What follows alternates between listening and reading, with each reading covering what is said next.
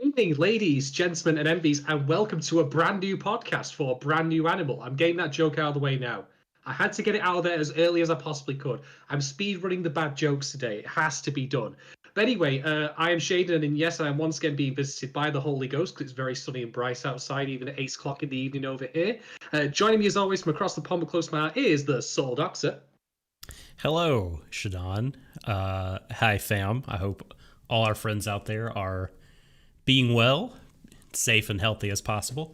And I hope that you're not boiling like I am, because it is really, really hot in Nashville. Hello, Mirror. I'm used to even hotter summers. I don't know, maybe I'm just in my old age. I'm weakening. I'm growing feeble. But in Alabama, and certainly in past summers in Tennessee, it's been, 5 to 10 degrees hotter in the afternoons in July and August. And at a high of 92, I'm just sweating profusely when I walk outside. How are things across the pond for you? They're fine. Well, I mean, given current circumstances, they are acceptable, I'm going to call them at the moment, My house isn't on fire. That's always a plus, That Although, is a plus. I'm just waiting for that lava lamp behind me to explode one day. It's going to happen on stream, of course, naturally. But otherwise, things are okay. Things are pretty good, actually, because we're going to be covering today the latest, chapter in the Trigger Redemption arc. Being serialized in manga right now, which is, of course, Brand New Animal that recently came out on Netflix. And I think it had been out on Netflix in Japan for a while in like Anime Jail, and then finally got out more recently. Netflix, just from me to you, from the bottom of my cold, dead black heart, cut that shit out. Release shit on time, and also release it in a staggered format as well. I would like to ask you, so that way people could have proper chats about it, because the entire show is currently out, but we are going to be doing things a little differently this time around, which I suppose is as good a time as any for you, Doc, to tell everyone about the new format that we've got going. Yeah, for sure. By the way, hello, Sophie. Hello, Jessica, and Yuki. And Go Atomic Robot. It's everyone's there. Everyone's people are queuing up to get involved. Let us know if you can hear everyone okay. I know that in my hello, Giro. Is it Giro or Giro, or you're gonna have to follow up on the pronunciation. I'm gonna assume it rhymes, so it's Giro the hero. Giro, that's one I hadn't considered. Like the innards of a watch, the gyro, like you're a mechanic. Let us know if you can hear us both. Anyway, so yeah, you mentioned the new format. That is a thing that it is gyro. I would have put that at like the betting odds at a distant third place. God. So the format. If you just been like hanging out with us on YouTube and not on Twitter or in our Discord, where our lovely patrons like to frequent, and we'll tell you more about that, of course, later. You may not know how we're going to do this format now, so we wanted to make a little bit of a change for different reasons from doing the one podcast per one episode kind of thing. So we are going to do 3 episodes per pod of shows that may be seasonal. This stream of thought will probably stay seasonal and new, but yeah, the patron streams that we get to do, that they get early access to, they vote on, and those you might see a retro stream or two about older shows coming down the pipe. But so we're going to do this thing where this week we're going to do episodes 1 through 3 of Brand New Animal. Next week, patrons are going to get access to our discussion of episodes 1 through 3 of, is it Decadence? And if I may just add, there's no point in us doing episode 3. Like, it feels like, given what I've seen, and of course, watch first stand about Decadence, that you do episode 1, you do episode 2, and that's kind of it. I mean, if you see Decadence, you know I have not seen. And by the since it's Japanese, hi Catherine. I was thinking in my head that it was like Decadense or Decadenque. Like it took me to this is like just an English pun, just decadence. But I was very slow on the uptake. But I have not seen it, so don't ruin it for me. But we'll be doing episodes 1 through 3 of that next week.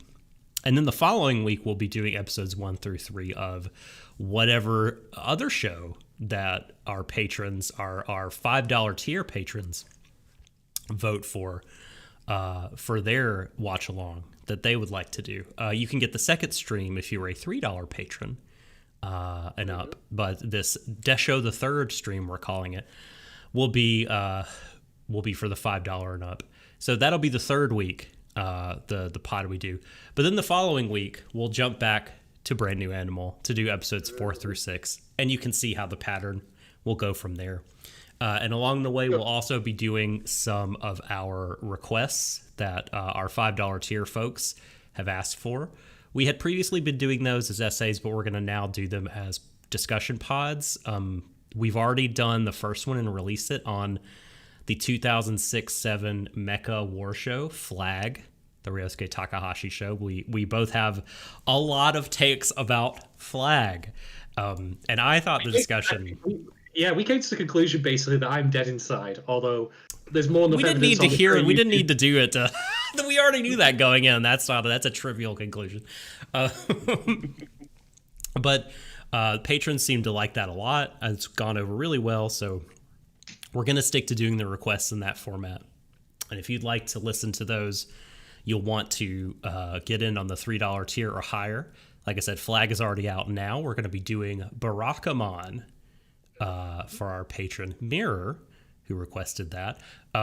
Next week, and again, if you are a $3 patron and above, you can have access to that as soon as it's done. To actually do the requesting, you'll need to be a $5 tier patron. But that's the content we got coming out over the next few weeks. It's going to be good. It's going to be fun. It's going to be interesting. And I'm excited for the ride. I don't agree with that. Says when did we decide on doing things that are fun or interesting around here? God damn it, Doc. You got to tell me about these things. I tell you. I'm sorry. I didn't send you the memo. I want to say to Sophie in chat right now, though, that I am saving all my decadence puns for that podcast. Oh, Jesus. I have at least one terrible one. But, shall I make a drinking game out of it now, or do you want me to just kind of ad-lib it when we go? I'm good with either one. What did you have in mind for just a shot per pun of vodka? Rum per pun. There you go. Mm-hmm. Yes. A decameter of vodka per. What is? But we don't really measure in that, so that's not very good. I was gonna say, I know you're gonna want to watch me destroy myself here, but a deciliter, if that's what you're going for, is a bit much. That's a lot, isn't it? Mm-hmm. Is that 10 liters? Look, is that a tenth of a liter? I don't know the stuff because I don't know your proletarian American measurement system. Is a liter not a measurement over there?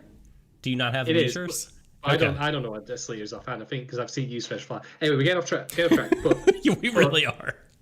But if you want to, witness me destroy myself from drinking rum, then definitely subscribe to the patron for that. But obviously, we're not here today to talk about decadence or whatever our third show ends up being, or any of the other requests. We're here to talk about Brand New Animal. Yeah. So, Brand New Animal recently came out on Netflix. It is, well, let's put it this way. I was going to say it's Promare, with Beastars put in a blender, and maybe I could just leave it at that and walk off now and call it a day. Am I wrong? Well, I think superficially you're right. But I would say that it's one of those things that's less than the sum of those parts. At least so far. I'm coming in hot. Right out of the gate. Oh boy. Do we have thoughts on that? I mean, yeah, just not. I don't want to be hot takey about it because I don't think that the show merits dunking on or anything. But I have not I'm not my sort of usual level. I've bunked my pop filter again. My usual level of like just towering enthusiasm for something is not here for this show, and I'll go into it along the way. Why that may be. Not my initial mood on this. Like, I enjoyed the first 3 episodes. I like them, but I'm not like I haven't set my world on fire.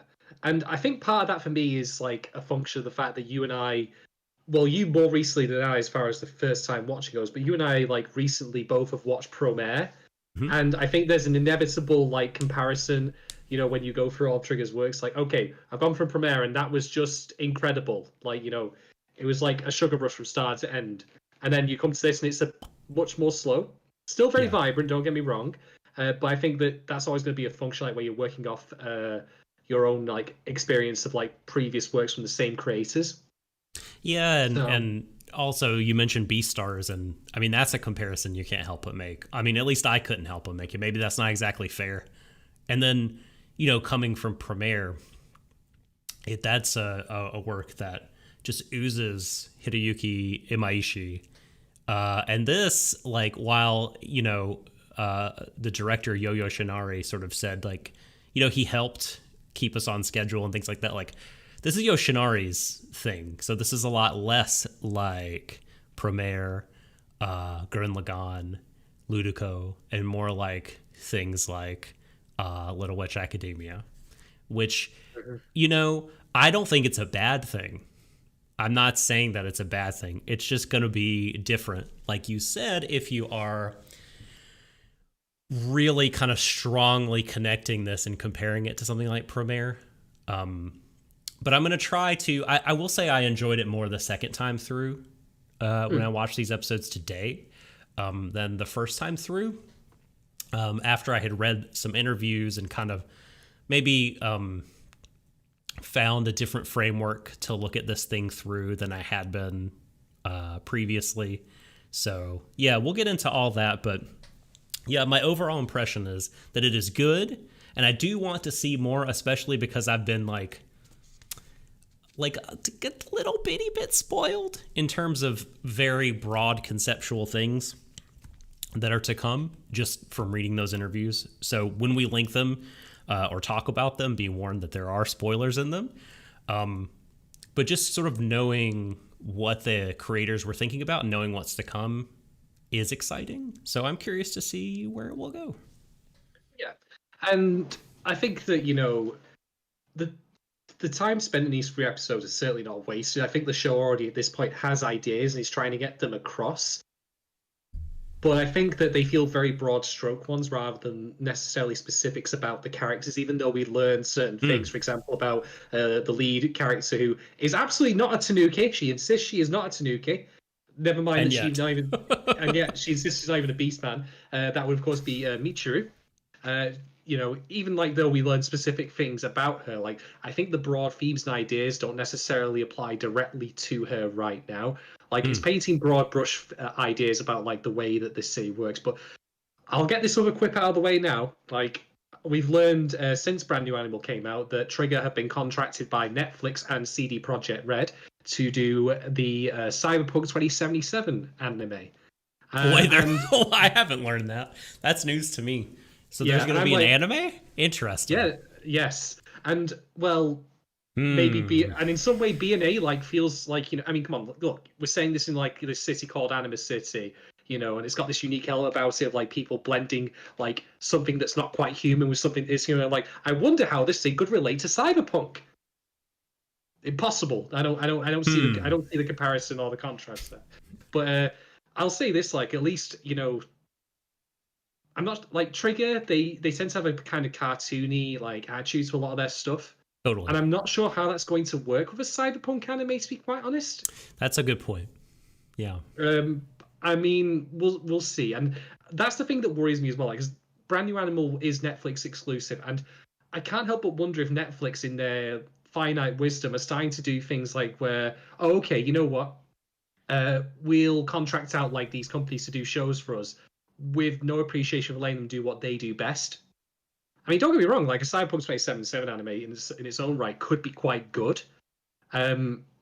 but I feel like they need to be completely unrestrained in this front. You know, they need to be able to do what they do best, both stylistically and to some extent thematically. All right. So if you're familiar with our previous stream of 4 episodes that we've done in the past for stuff like listeners and also Izokin earlier this year, we do plot summaries of the episodes, but we've got 3 episodes to cover and we've got a similar amount of time available to us as previous. So I'm going to abridge the first 3 episodes quite a lot here. So I apologize for inaccuracies or omissions. Please do pipe up in the chat if you think there's anything specific that I've not mentioned. When we get to talking points there and also answering patron questions, we will provide additional context if we've not already done so at this point.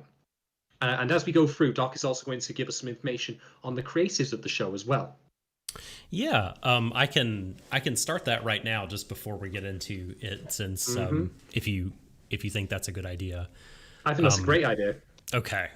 So the biggies, as we know, we've already talked about this man, Yo Yoshinari, very well-known creative over at Trigger, has had like a long history as an animator, has worked on stuff like Gunbuster, Gurren Lagann. You didn't say it's Gunbuster? No. I should have said Gunbuster 2 because it actually is Diebuster. He did not work on the first Gunbuster. Well, you should have said Diebuster. You can't say either of those two shows' names in the regular way. You have to do it like the interludes. It's contractual, Doc. What are you doing? I know. I'm sorry. But most of the big Trigger stuff, Kill la Kill. But he's also done, work other places, like he did key animation for the movie Genro, The Wolf Brigade, based on the Mamoru Oshii book. Different OAVs, all sorts of stuff. His resume is quite large, but he's probably most well known for he probably is actually most well known for being a great animator. But he finally did get to direct like a high profile Trigger thing a few years ago when Little Witch Academia came out. He's was the director for the movie and then the TV show and the Enchanted Parade OAV. And he's just a very talented and gifted animator and creative.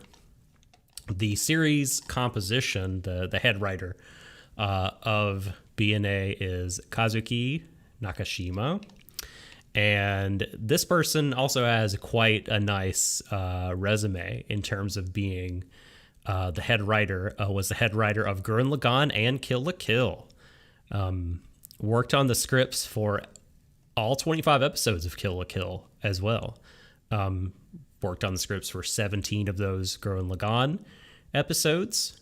Did the screenplay and the head composition for the Gurren Lagann films. The Re Cutie Honey OAV was the head writer for that. And, highly thought of, was a producer for some Crayon Shin-chan stuff back in the day. And we should talk about the episode 1 credits here. The episode director was a fellow by the name of Yoshiro Miyamiya, I believe. Oh yeah, Miyajima. That J snuck by me when was the tiny font, but now that's the big font, I can tell.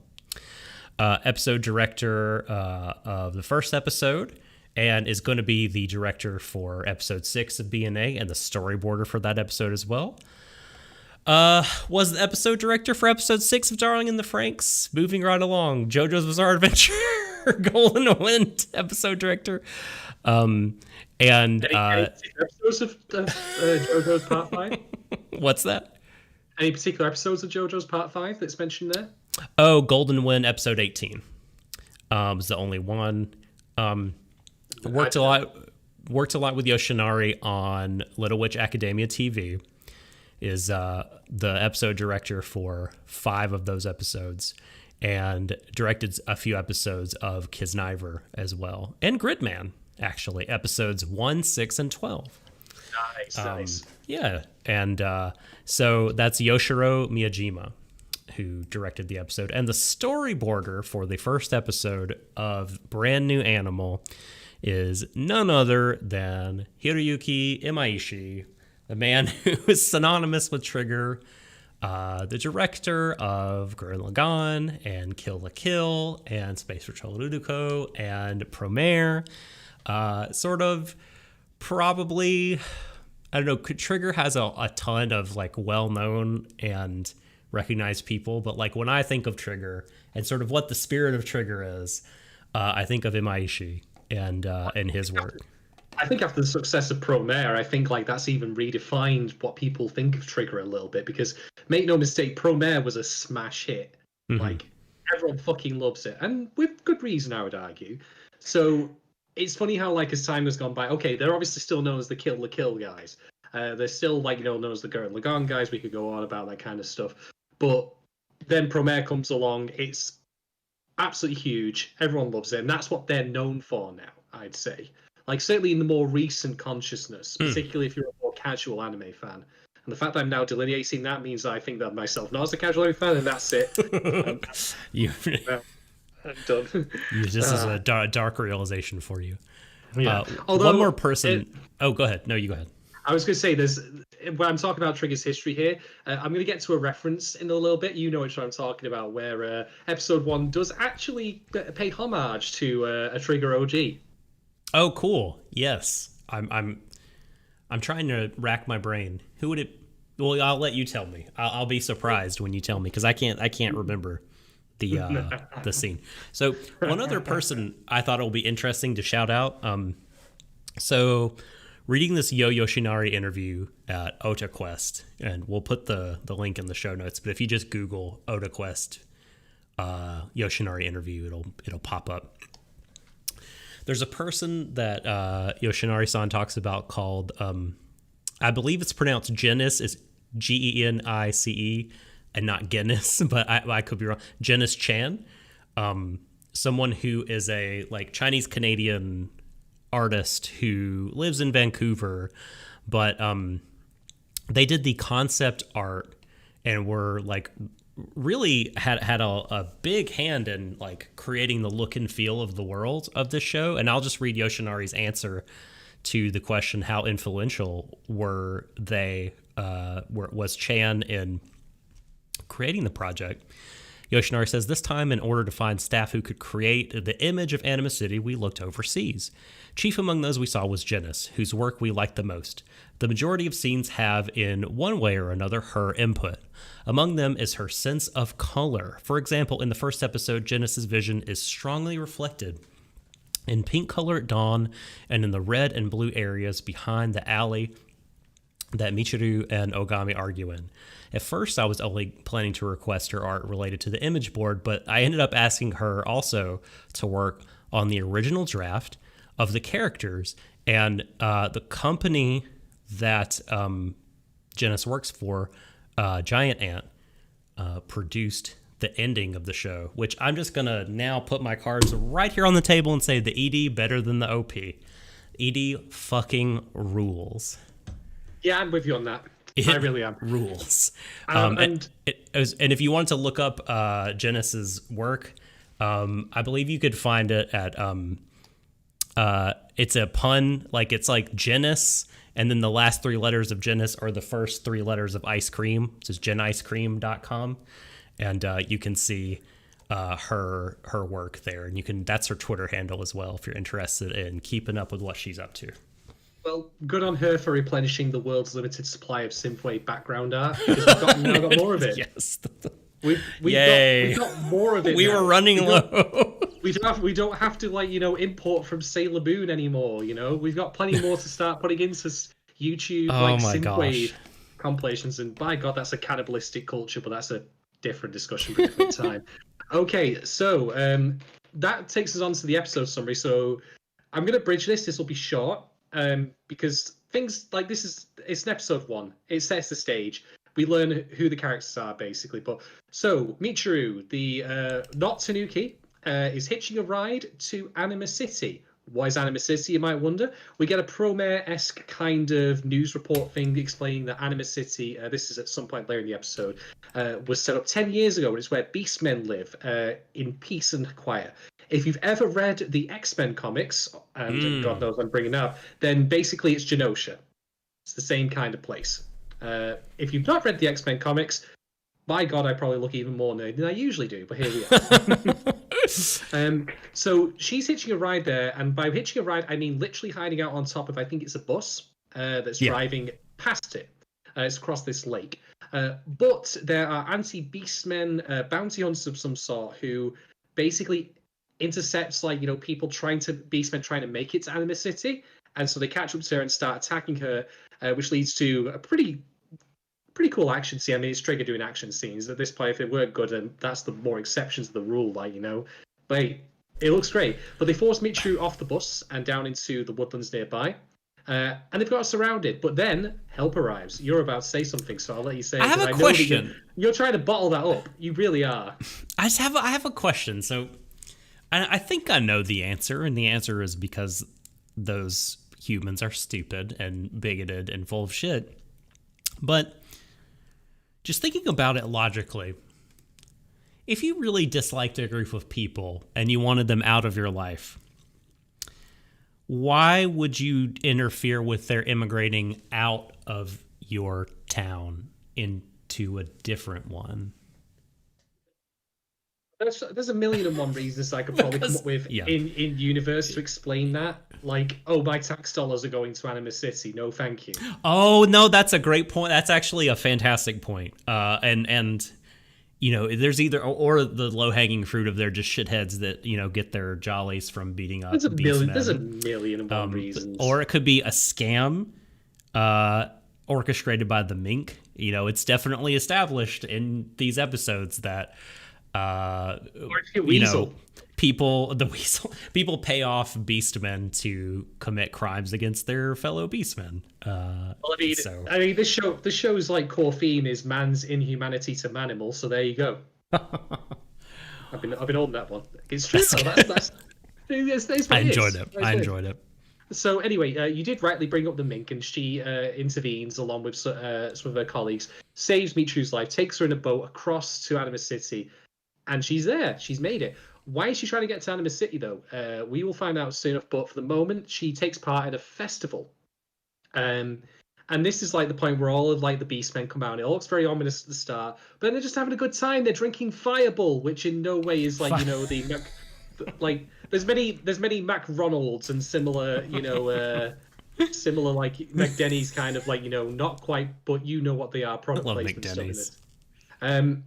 We are also introduced while she's wandering the crowd to Shiro, aka Neo Legoshi, because that's who he is. Oh, boo! You know I'm right. They're so different. They're incredibly different. I refuse to draw a comparison. What? Neo Legoshi, like, you know, he's never mind.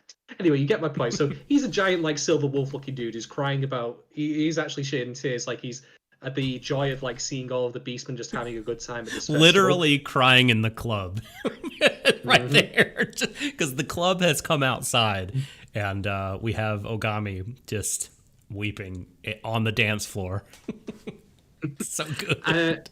And by the way, the Trigger OG I was mentioning on one of the screens at the festival, this giant jumbotron is none other than you know, the head creator deity of Trigger himself. Which is of course Inferno Cop. Wait a minute. Yeah, Inferno Cop is in there. Really? I totally missed this. Where's Inferno Cop? Oh my! Right after this stream, I'm gonna have to screenshot it, and I'm gonna also have to screenshot a plank of wood because it's why I hit you over the head with for missing that. I apologize. My cred has been dinged.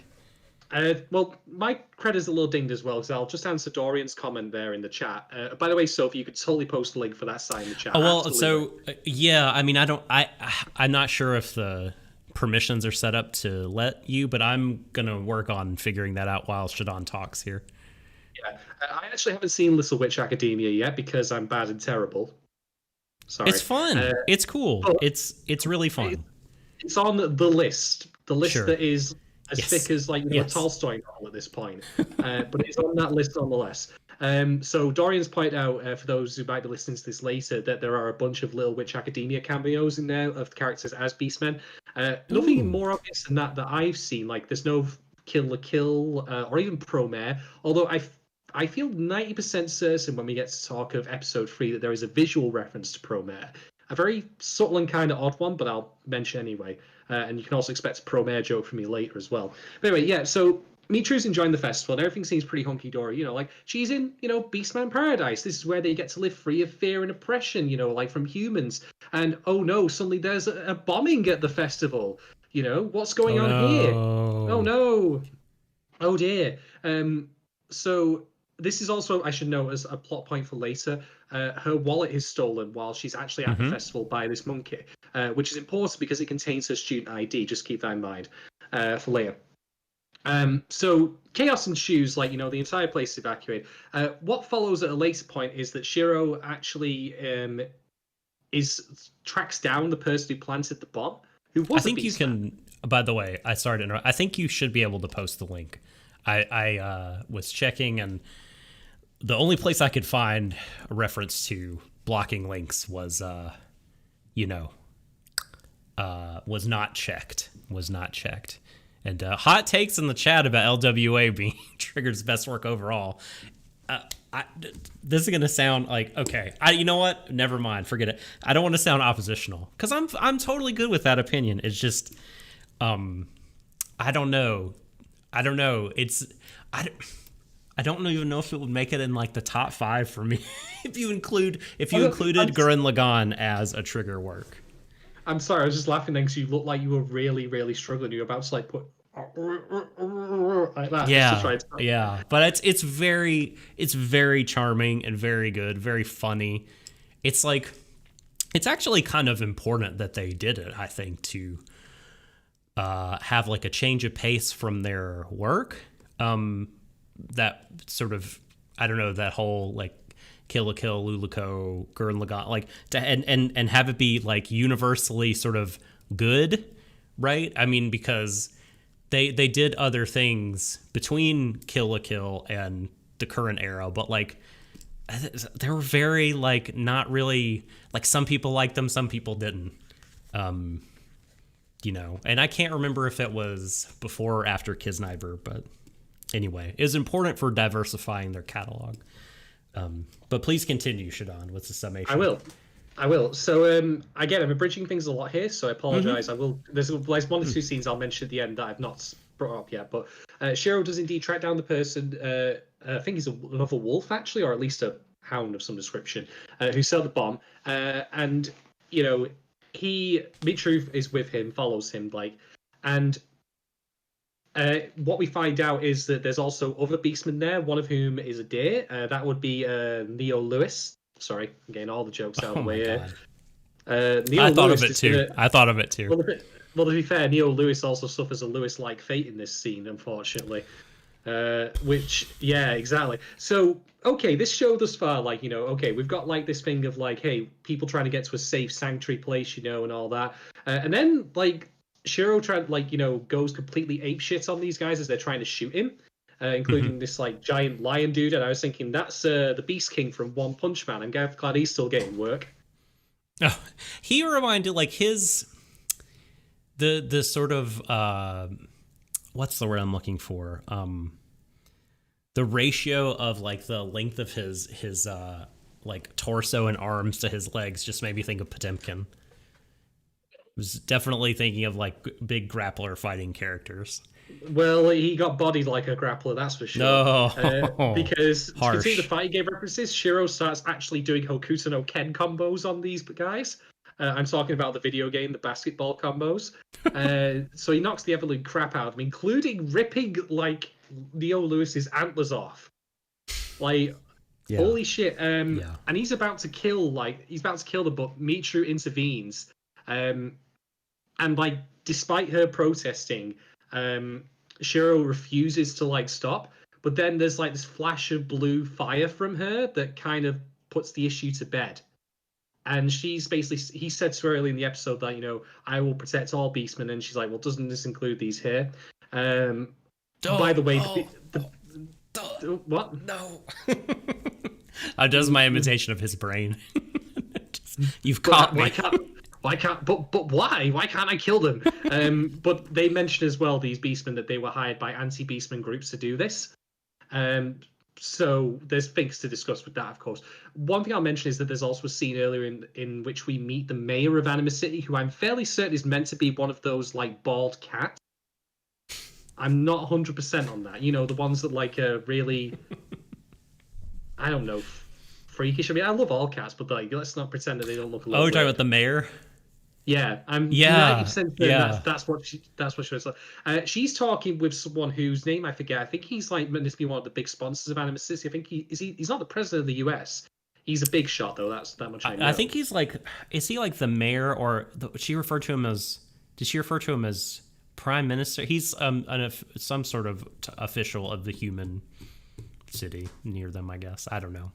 I'll have to recheck on that. Yeah, well, I'm just going to call him, I'm going to say that he's basically Cray Foresight's like older brother, Cray Hindsight. Oh, God. Yeah, he's nowhere near as cool. At this point, he's just an old man in a suit. Cray Foresight is well, that's why he's Cray pretty Hindsight. Fucking badass. He lays best years get away from him. I'm sorry, you know exactly that's what the older brother would be called. And that's what I'm going to call him from here on out when we talk about him later. It's set now. I have already defined this for this podcast series. And you know it. You absolutely know it. Man. It doesn't matter what his real name is. Sorry. But yeah, that's basically the episode. We learned that Michiru, like, apart from being a beastman, like, she claims that she was human, which we'll learn is actually an odd distinction, or well, not an odd distinction, but a more nuanced distinction than you might think in the next episode when we get a big reveal about how beastmen work. But she claims that's the case, and also obviously she clearly has this unexplained power, which we'll come back to. But yeah, that's the first episode, really. What a welcome to Anima City for poor Michiru.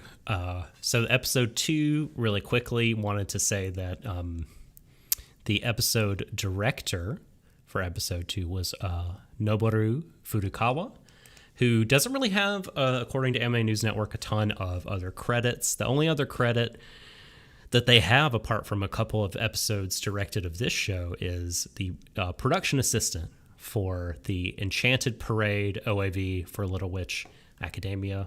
So I'm, to take from this that they're fairly new to the industry.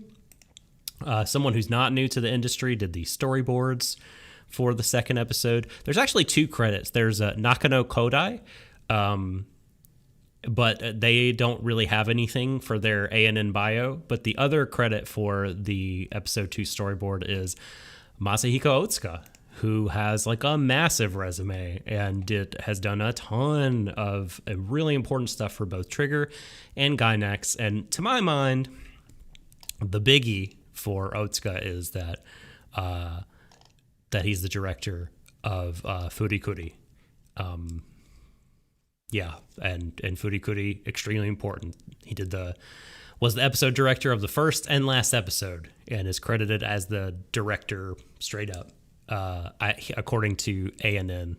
I'm double checking that now because it's been so long since I've looked at it. Oh no, that's right. Kazuya Tsuramaki is the series director, but Otsuka is just an important episode director. But it looks like he's done a ton of other like things like in-betweening for Gintama. And like I said, lots of Trigger stuff, lots of old Gainax stuff, like helping with the opening for Abenobashi, doing some Evangelion stuff. So yeah, those are the folks that did directing and storyboarding for this episode 2. Speaking of which, what is episode 2 about, you might wonder? Well, Michiru is now in Anima City and she's given a place to stay. But without her ID, she can't actually register for permanent residency, or at least the process for getting permanent residency, as we see, is shit. It's terrible. Thanks, monkey. Like, nice one, monkey. So that's she gets left with by Shiro like to go and fill us all out, but then this fight breaks out between these two beastmen, which, by the way, I've just completely skipped over the big reveal at the start of episode 2, and this was something that really took me aback, but I still like it. But it turns out that when I say that these people are beastmen, and like they're anthropomorphized like rhinoceros, lions, wolves, tanuki, raccoons, whatever you want to call it. I mean, if you've seen Beastars, it's that kind of thing where they do, creatures that otherwise would walk on four legs walk on two, that kind of thing. But no, they can turn back to human form at will. So completely out of nowhere, Shiro, just like in his wolf form, he just goes poof, and he's back to a regular dude. Still wearing his. I have a lot to say about this. I know that there's a patron question about this, so I'll save it for then. Still wearing his incredibly cool, detective, trench coat. Yes. I'm surprised, that he's not constantly smoking a cigar, but maybe that's taboo these days. I don't know. And the dog collar. Perfect. If this show was really wanting to go all in aesthetic, then he would be in black and white like Spider Noir from Spider-Verse. But we can't quite have that, I'm afraid. So yeah, that's a big thing to note. Beastmen can turn back into their human form all the time, and if you've even from the description of what I've given of the plot and the setup of why Anime City exists to begin with, and the fact that people are hunting, you'd think, doesn't that seem a bit odd? Wouldn't they want to be, in human form all the time? Or why is this a problem? But I'll put this in your heads right now, and this is not the thing I expected to reference, which is X-Men 2. A film made by a wanker, unfortunately. Fuck you, Bryan Singer. But still held up as kind of like an allegory for coming out, and had a line in it from Mystique which went something a bit like this. When Nightcrawler says hey, you have the ability to look like anything you ever want to, why don't you just simply be human all the time? To which Mystique once says back to him something to the effects of, we shouldn't have to. So pin in that, because I think that might be the kind of thing they're trying to frame this whole mechanic around. But we will come back to that later, because the discussions and comparisons between this and Beastars, I think are going to be inevitable, because the mechanics and the ways in which you build how these beastmen work and how they come about, whether or not you even address it openly, is a big part of the theme and idea you're trying to get across in this work. But anyway, we're not at that point yet. We're still at the plot summary. So, Michiru runs into the Mink again, or the Weasel Wink, we'll call her, who, if I'm not mistaken, is voiced by the same voice actress whose name eludes me that voices Nalan Jakazuri in Kill la Kill, and also voiced the technician lady in Promare, who I actually have the actual book here, so I could literally go and look up her name without going on Wikipedia. Remember when libraries were a thing? Remember when you read things in books? Crazy. But you know who I refer to. You'll recognize that voice immediately when you hear it. But she says, oh, okay, look, I'm not saying you should do this. Don't do this. No. But all things that are lost in Anima City can't be recovered unless you go to Rabbit Town. And what is Rabbit Town, you might wonder? Well, without saying it outright, is basically Anima City's red light district. That is what it is. Is it? That's interesting. For whatever reason, that did not click in my brain. Maybe it's because they were there in the daytime. Well, when Michiru first arrives there, the signage is clear as crystal to me that that's meant to be a red light district of some description. But essentially, Rabbit Town is run by all women beastmen. Now, we learned here, by the way, when Michiru meets Grandgrandma. Grandgrandma. God, I mean, that if a beastman approaches another beastman in human form and then emerges into their animal form, that's essentially saying, I'm going to bang you up, mate. I'm going to bat you. Yeah. It's gangs, it's like a come at me, bro. Yeah, and that's what we saw earlier in the line at the registration for residency in Anima City when those two started fighting. They were complaining about queue jumping, and next thing you know, it just all hell breaks loose as they turn to their animal form. But anyway, Grandma, they say, hey, Michiru, you've come here to transform, because Michiru, as it turns out, cannot turn back into a human form at all, which is a big part of the mystery surrounding her, along with the unexplained powers. They say, Grandma says, so look, okay, I'll get you your student ID back, I'll get you your wallet back, no problem, provide you one thing for me. You can read and write. Teach some kids for us, please. And so we meet these kids, and Michiru actually is, to her credit, a very good teacher. Like, she gets them all engrossed and engaged, gets them like learning how to like write their names and such because they're all completely illiterate. Yeah. Which again, not outright stated, but read into the like impacts of that and the consequences of that and what it tells you about Anima City as a place. Paradise for like disenfranchised beastmen who are like persecuted. Not so much, as we'll learn soon enough. But anyway, for a series of events after that, though, like gangsters actually visit Grandma and say, "We want your merch." They don't say what the merch is, though. But the merch, as it turns out, is the kids. They're going to take these kids away from them and sell them, basically. And they take Michiru too, putting her in a cage, and they're transferring her at the docks because, of course, all shady mob business has to happen at docks. It never happens anywhere else. Of course it does. Of course it does. Come on. Yeah, legal. Yeah. So Michiru's in this cage with the kids as she's being shipped away, and she says to them, "Don't wait for God to solve your problems. Sort it yourself." Now, at some point in one of the previous like scenes, either in this episode or the first one, I'm not quite specific on when it happened. Michiru turned out to have, go gadget arms, Stretch Armstrong power. It's this episode, yeah. Or if you want an anime reference, the Luffy power. There you go. The One right Piece there, one. yes. There you are. So she manages to actually reach up into the cabin, which is for the crane that's moving this cage, and thinking she's got a lever, actually nearly strangles a dude.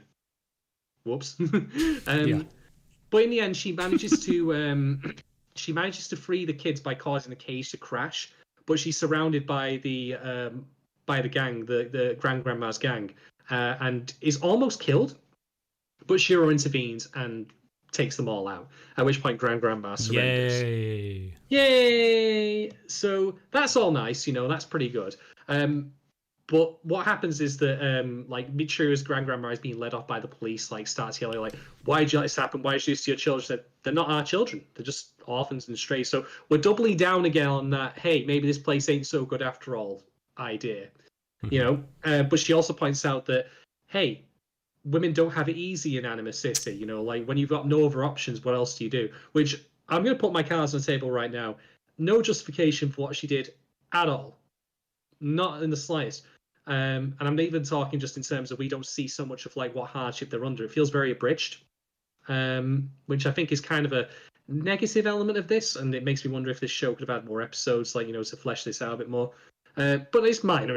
It's minor. The message is clear nonetheless. Anima City is a shithole, and however, it is. It is for many people, absolutely. Yeah, but.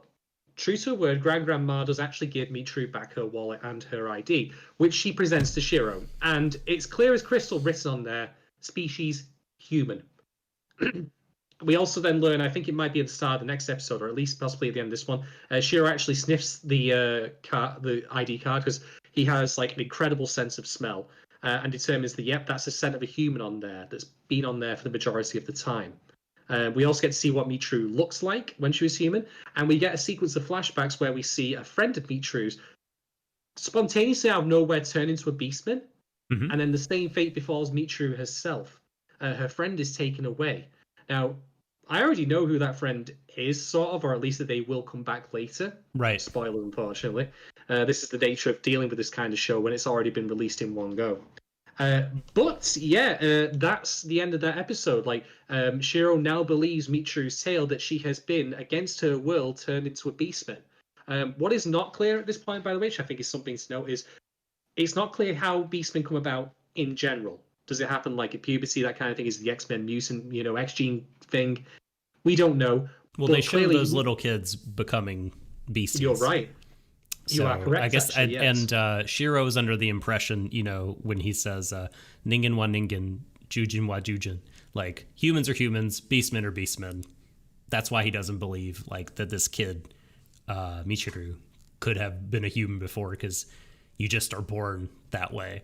And even there's a part where she's explaining to Grandma's gang, like, I'm used to be human, but I can't. This is not me being aggressive towards you. I can't control my body. I can't just turn back into a human. And the the sort of, don't even know what animal she is, but she's like, "What are you, a baby? You're not a baby. Come on, you're shitting me."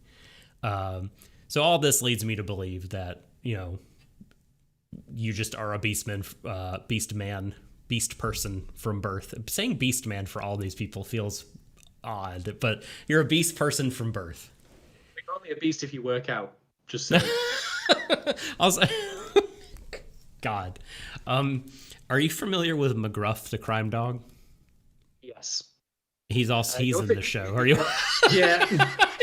Of course, they would pick that breed for the police chief.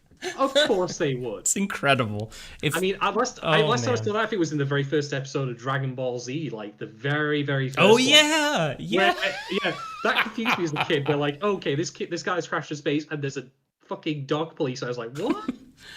It's random. They remain throughout the Dragon Ball, like the series. Like animal people are just a thing, unexplained. They, why not? Oh, okay. Let's talk episode 3 very quickly here. We've got our episode director, Yuichi Shimahira. And Shimahira doesn't have a huge resume. Got some production advancement on Kill la Kill. Directed an episode of Kisniver. Directed an episode of Darling in the Franxx. RIP. They are the director of the final episode. This is a 12 episode show or 13? This one, BNA. Pass. It's 12 episodes plus one maybe.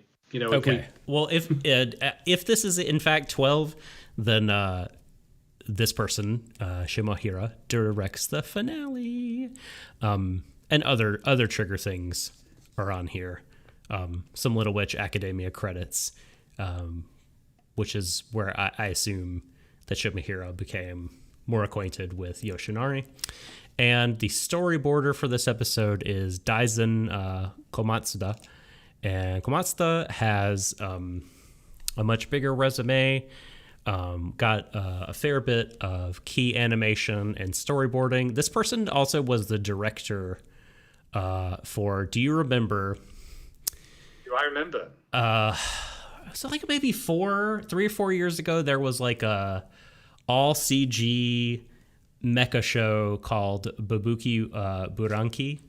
But they took out all the vowels. Like when they said it, they said Babuki Buranki. But the title of the show is BBK/BRNK. They took out all the vowels. Well, what was the next entry in that series? BRB.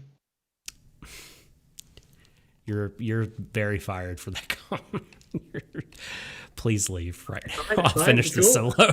Cool. Fine. You go nuts to me. I'll go to the pub. I'll get drunk. I can go to the pub again. Why not? I'll have my pint of Crystal for £2.50 that tastes like dog piss.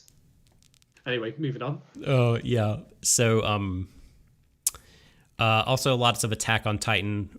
I say it's actually not a lot, just a couple credits for some storyboarding.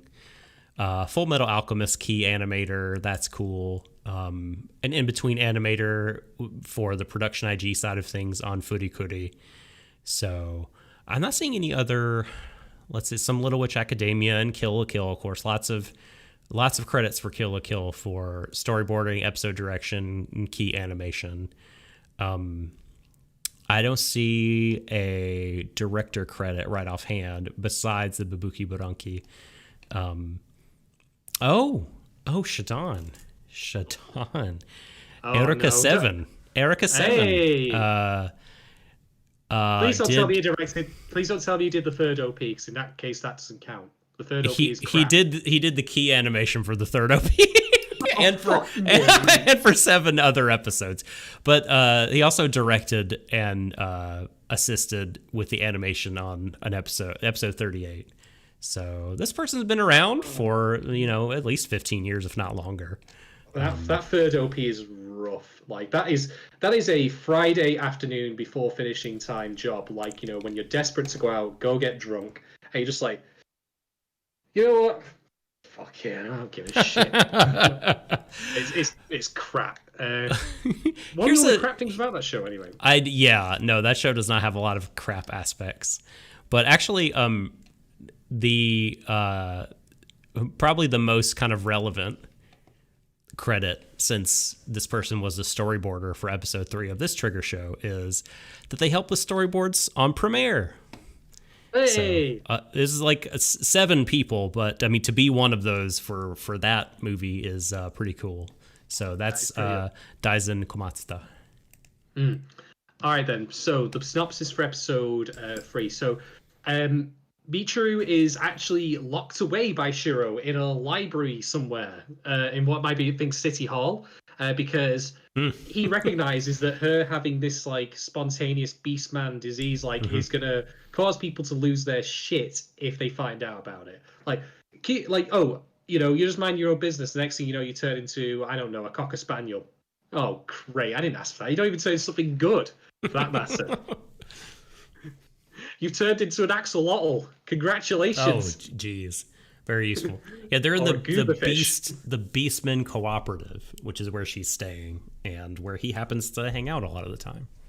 Yeah. I think it's where he lives, too. Yes, they are neighbors. It's, something like that.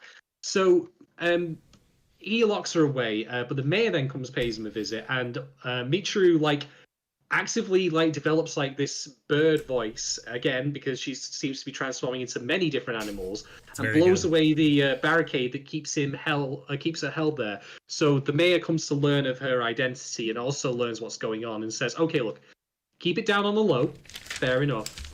Here's a phone for you to call Shiro. What you might want to do is go about the phone. Hey, I mean, she's a teenager, she's got a thing back. Yeah, exactly. Yeah. So the reason that the mayor has actually approached Shiro is because there are bombers who are planning on attacking the city's medical center, which I think is called Sylvester, I believe.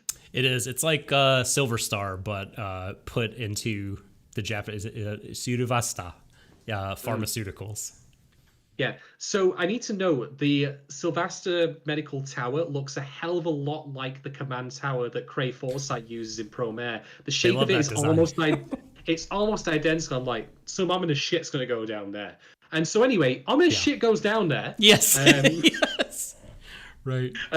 Which is that they actually get there, and they end up talking to the staff there. And one of the staff absolutely undeniably recognizes Michiru, but she's never been to Anima City before. How is that possible? Curious. No. So Michiru actually finds that there's a gang of people taking what I think are research materials from the center in the underground parking lot. And again, she has big tanuki ears. Not only is she able to take on multiple animal characteristics, but she can also seemingly change her size and shape. Just not quite at will yet. But unfortunately, because they're all beastmen too, they in turn have good sense of smell, so they capture her. And what happens is that the bomb still goes off while this is all happening. Shiro, I think I'm getting the events a little bit out of order because my memory's a little sketchy on it. But anyway, what actually happens though is that Shiro manages to get Michiru free from this gang. But he notes that he had previously accounted for all of the bombs that were around Sylvester. There were 5 of them. So this one had no scent. So what's going on here? Is his nose acting up? Has he got a cold? Maybe he's got a bit of a hay fever. Doubtful. Doubtful. No. So he goes. This man with the perfect nose. How did he miss this bomb? Maybe he just happened to fuck up. No. Maybe there was a white dwarf rabbit nearby. I don't know. Right.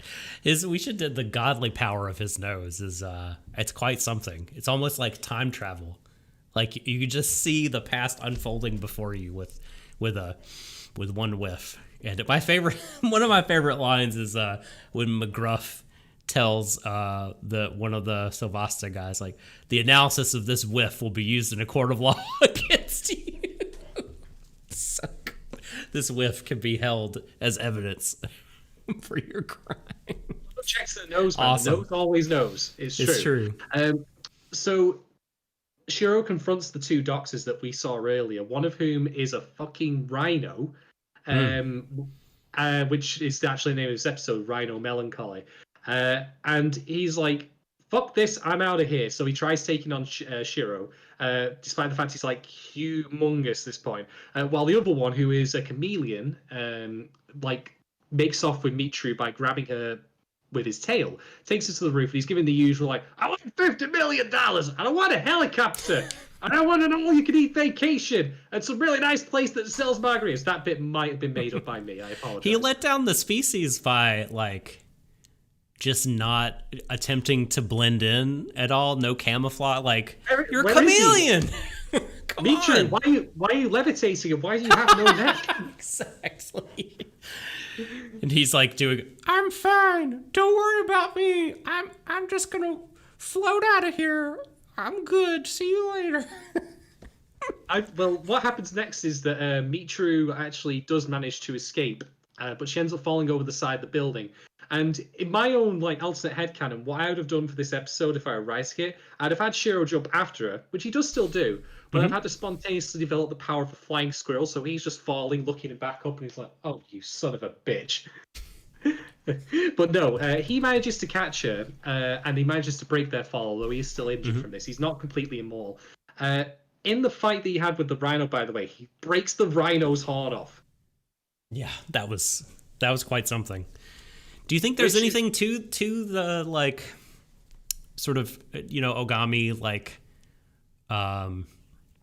breaking off the distinctive parts of these animals that make them who they are when they're like when they've been bad and done a naughty?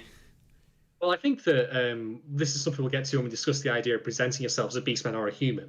Okay. Which also ties to our patron questions. But my initial thought is that I think that, you know, this stuff that they don't often get to show off that they're quite proud of, which is antlers, you know, horn, etc. You know, I think losing them like is quite crippling. Yes. So I think that's probably why. Sure. You know, the status symbols. You know, I mean, Beastars again. Lewis had his fake antlers. You know, so even in that show, like that's still a thing that is a point of pride. But yeah, you know, the day is saved. The Cray hindsight. He mentions he's going to go and visit Anima City. I'm going to keep using that name. You can't stop me. Who does he does he talk you to hold the no power over me. Does he talk to the Sirvasta chairman? Is that one of them who had gotten away? Yeah, who mentions that he knows who Michiru is.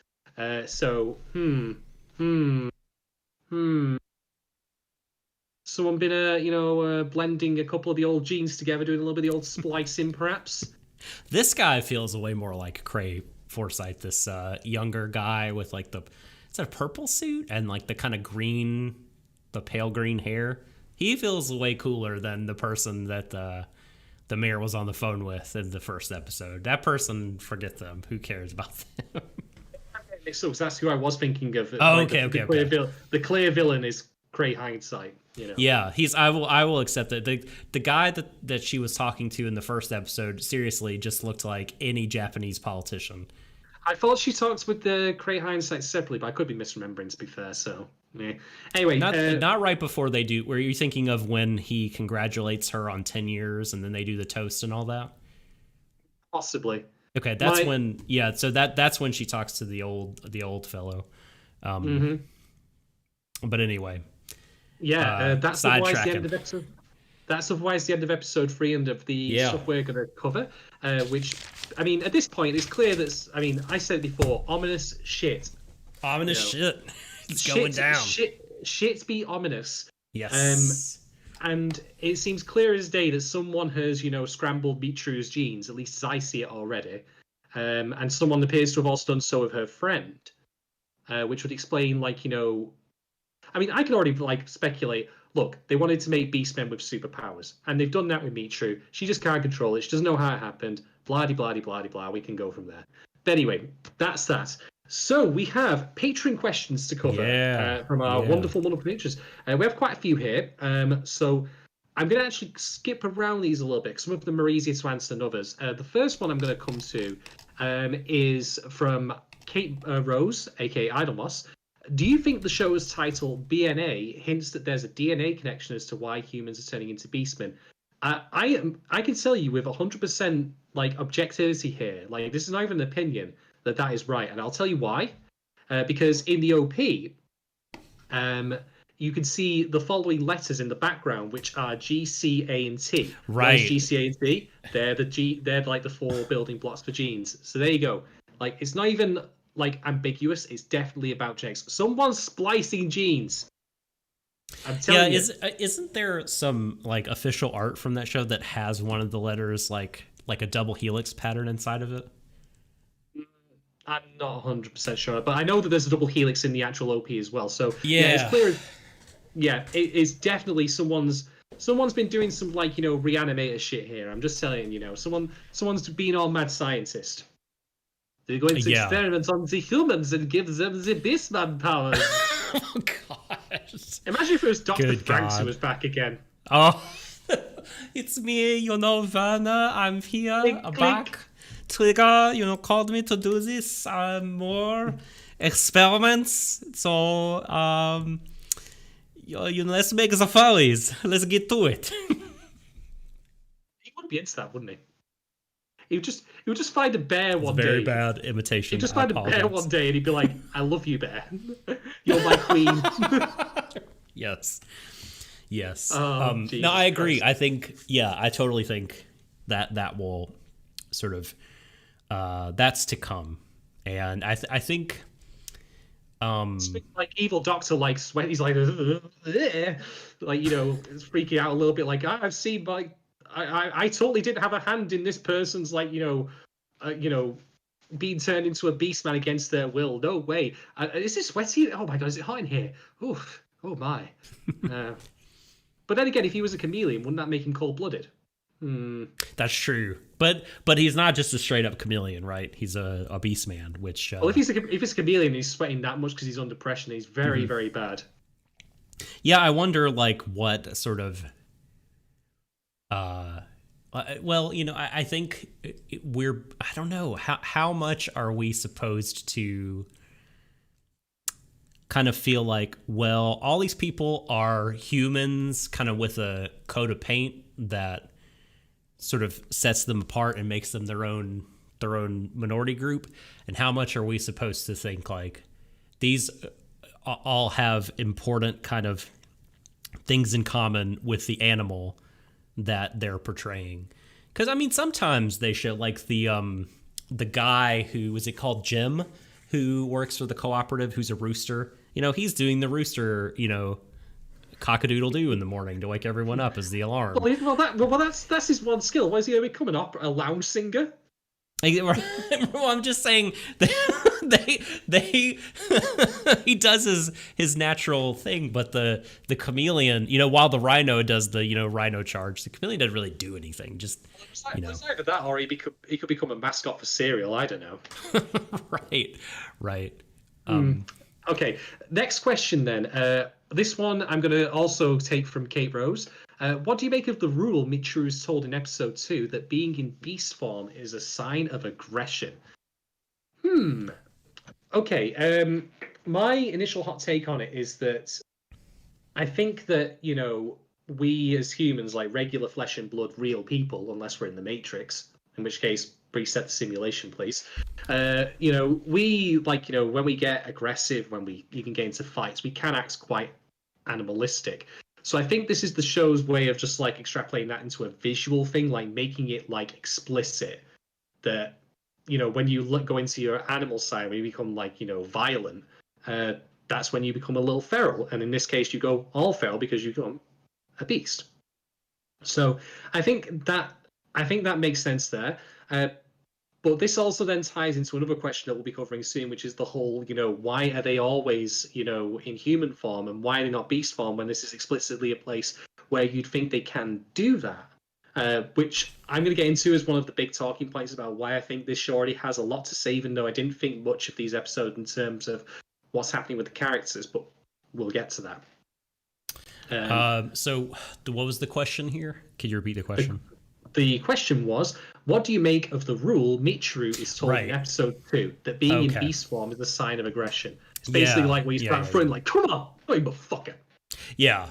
So this is this is just like local culture developing, and I think why don't you ask Go Atomic Robots question, because I think this is the heart of what, like, the big thing I want to tackle when talking about what are beastmen, because I certainly know that until I read this interview with the head writer, I kind of was going in with some wrong preconceptions about the characters in this show. It's right to say that though. Like, if you're going in with the wrong preconceptions and the writer has to tell you that in an interview, is that not in of itself a failure of the show? No, I think it's my failure. I mean, the evidence is there. As soon as, because when you read it, I mean, it's pretty plain as day, like it, but it's just because of certain other media I've watched before, they've kind of trained me to view quote unquote furry characters in a certain sort of way. Right, okay. That's not quite the case. All right. Well, I'm actually going to read both Go Atomic Robots question out and another that comes from Kate Rose, because I think that these two do skirt as well. So, from Go Atomic Robot, why do you think the Beastmen favor remaining in human form, even though the city has been set up as a haven for them? And for Kate Rose, her final question, coming from the same studio as Promare, do you think they're using a similar overarching set of morals or themes in BNA, specifically racism, hatred, fear of those who are different, and the misuse of science, i.e., experiments on people? Ooh, So that's a double-barreled shotgun of a question there. That's the Dragon Ball Z fusion question, you know. It's true. We've made the Gogeta of questions. So Damn. So I know when I was watching this, like, or when I sat down to watch it, right, I was just like, furry time, beast stars. And then when they turned human again, I was like, oh, they can wear human disguises. When actually, so according to Kazuki Nakashima, the beastmen are human beings who can transform into a beast. They're not, notice, foundation, human being, you know, bipedal, anthropomorphic, Homo sapien, that has this extra thing on top as part of its identity. This concept was there from the beginning. The beastmen have two forms, human form and beastmen form. It's different from Beastars in Zootopia because the beastmen are not anthropomorphic animals. That's right. That is exactly right. So this is a huge thing, right? So, like, I think it flips on its head, like, what, like the whole, like, why are they putting a disguise on over their natural selves when that's not exactly what's happening, right? No. So this is something that I'm going to drill a fair bit into here. So I'm going to start by saying that in fiction, when you do stuff like this, where you give people either, you know, when I say people here, when you give characters either a anthropomorphic like animal form, let's delineate, let's categorize. Beastars, you obviously have, you know, these animals who are humanoid animals. But then in BNA, you have people who are humans who can become humanoid animals. There's a choice there. There's a distinction. But you do different things as a result with what you want to cover thematically with your work as a result of this mechanism that you build in. In our unfortunately lost Beastars episode, because my hard drive and myself are morons, we discussed the idea about how, you know, it was examining nature versus nurture there, because you have like Legoshi, who, you know, he is a wolf, but he doesn't like exhibit the behaviors of a lot of wolves would otherwise do. Like, he's very gentle, he's very kind, but there are times when the animal like urges to be unleashed, he goes a little feral, he goes a little wild, and that's a big part of the whole idea of Beastars, which is I'm born in a certain way, but I don't want to behave like that. I want to act differently. What I think is happening here with Brand New Animal is, I'm going to say that I think the Beastman element is more of a flavoring than it is necessarily substance. But however, I'm going to say that the substance itself is actually still quite interesting. Like, this is just the way in which they've chosen to depict it. And I think this will tie into a question that we have from Yukinon in a little bit as well. Can I just say, just straight up, people probably get mad at me for saying this, But Yeah, about me. So why are you taking my role this time around? God damn it, man! But please do. since we've had Zootopia, we've had Beastars, and now we have Brand New Animal. 3 properties, especially the last 2, which I viewed within a short amount of time of each other. I think that the whole animal people as metaphor for oppressed group sort of story construction is wearing a little thin with me. I love to see the animal people deployed in a different way than this sort of way. I mean, I think stories about oppressed groups. I've knocked my pop filter again. Always when I'm talking about something I care about a lot, I boink, because I move my hands.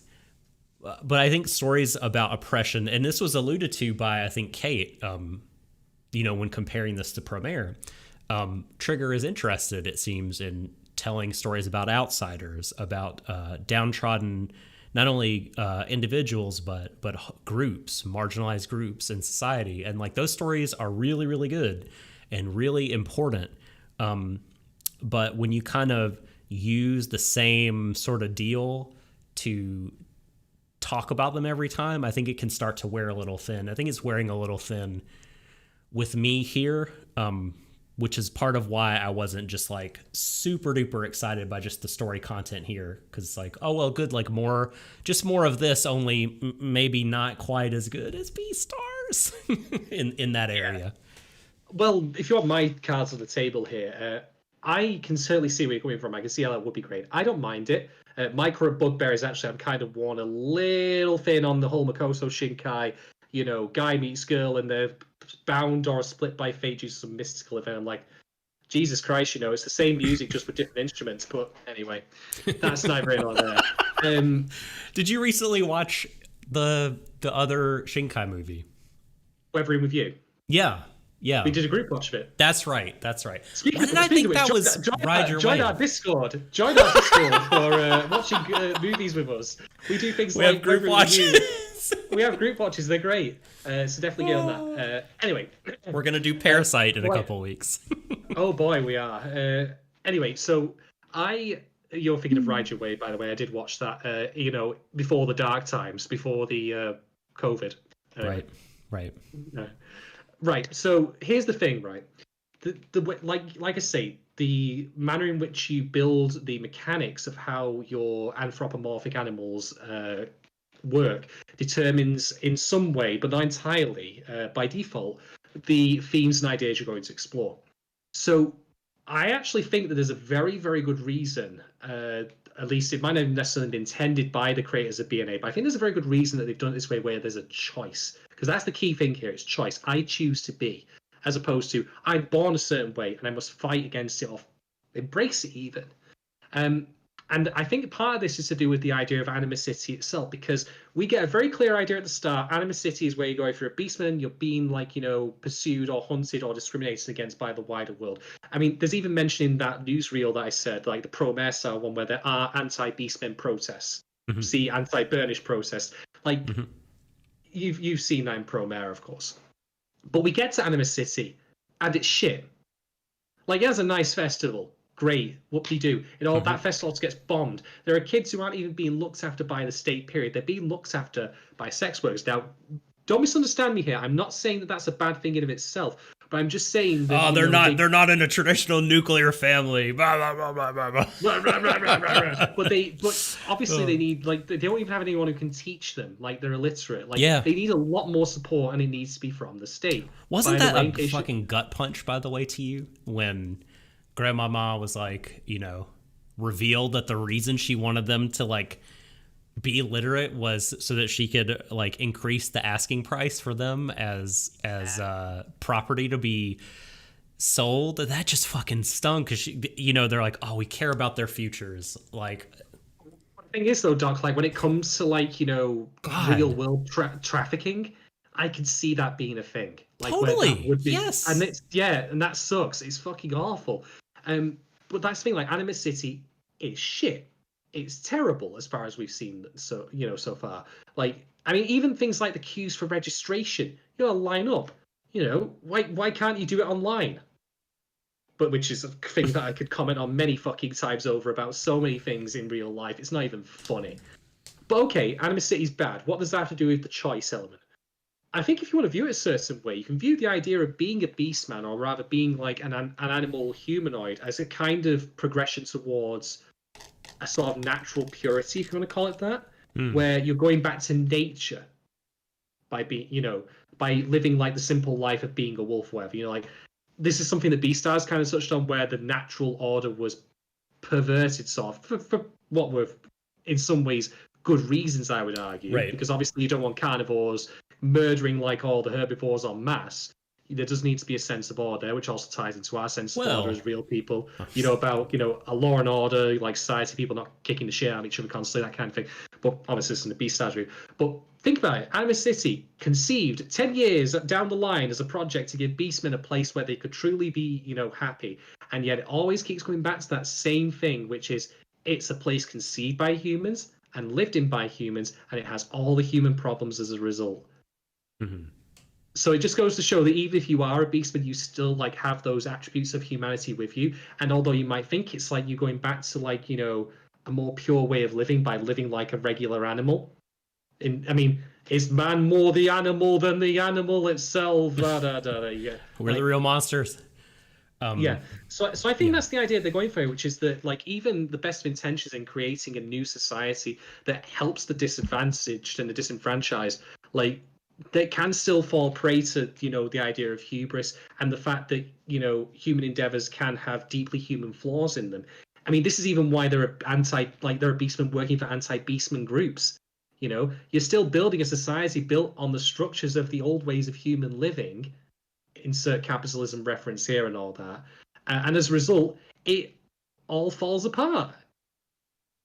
So I think that's why that they keep reverting back to human nature, they spend so much time in it, because it's what they've always known. It's where all the faults of Anima City actually derive from, not the fact that they're animal or beastmen most of the time, but because they can't help but be human with all the problems that comes with. Yeah, I wonder if there's going to be much contrast of the beastmen and the humans, or we're only going to spend all of our time in Anima City with animals. I've only seen the first 3 episodes, so I don't know. I'm glad that Sorry, go on. No, I was just gonna say I'm really glad that this show.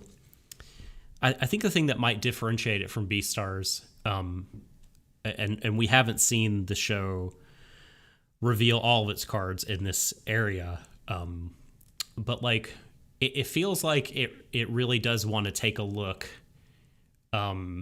at directly in the text, at sort of society and societal structures in a way that feels a little bit different than Beastars to me, because they're really sort of the main kind of institutions of power are present in a way that they're not really present. You feel their presence indirectly in the first season of Beastars, but the mayor and Silvasta are totally out there, and then there's going to be another kind of arm of the state that makes itself known in the next group of episodes we do.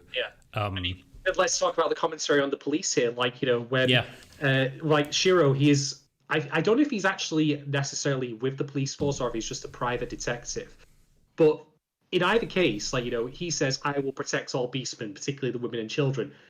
But all he's doing is just responding on a moment-by-moment basis to crime, rather than actually solving the societals, dare I say, the kids who are, So there's your critique there of the structure that's been built up. And he says, I want to fight crime. How about you actually fight the root cause? How about we defund the police? Yeah, there you go. BNA is saying defund the police because that's all Shiro can do in that framework. He can only fight reactively. Totally. Yeah. So Yoshinari says in this Oda Quest interview that rather than being a bastion of justice, he really is just trying to maintain a general order, like you said, a general order of things on a moment-to-moment basis, and maintain a balance between the different power structures. And so it really does feel more like he's just putting out fires all the time, treating wounds, triage, instead of going in there and cutting out the real like problem, right? Yeah, I mean, he knew where like Mitru was, and like he knew what was going on with Rabbit Town, so he could have done that anytime. But I mean, but then again, he's just a guy. He's a wolf, like like he like does he have the mindset for like bringing about like structural change? Yeah, I One don't other know. thing Yeah. one other thing I want to point out that I want to contrast this with Beastars. I'm going to put in BNA's sort of favor is that we get a time frame for when Anima City was created. So in the fiction of the show, it is a relatively recent thing. Like if you think about it, like the idea of like police, state welfare, etc. These are concepts that have been around in our history for quite a long time, decades, if not centuries. Or even like cities, The newest Mhm. city that I can think of in the United Kingdom is Milton Keynes, which was built in the early 90s, I think. But that's still like 3 decades ago. Anima City is practically freshly minted if you compare it relatively like to stuff like that. But it's already fallen to the exact same issues that have plagued regular cities. Like even though it's meant to be a place for the downtrodden, disenfranchised, people who are not welcome, but it's still fallen apart. And I think that's a key thing there, that it's not a case of it always has been, and that's why it can't change or why it's difficult to change, but rather we tried to change it, but we didn't do it right, Hmm. which I think is really interesting. Like they did make a legitimate attempt to try something new, and it's clearly blatantly not working. Yeah, for and like, um, yeah, I wonder if it's because it was like big pharma and a well-known scientist that put it together.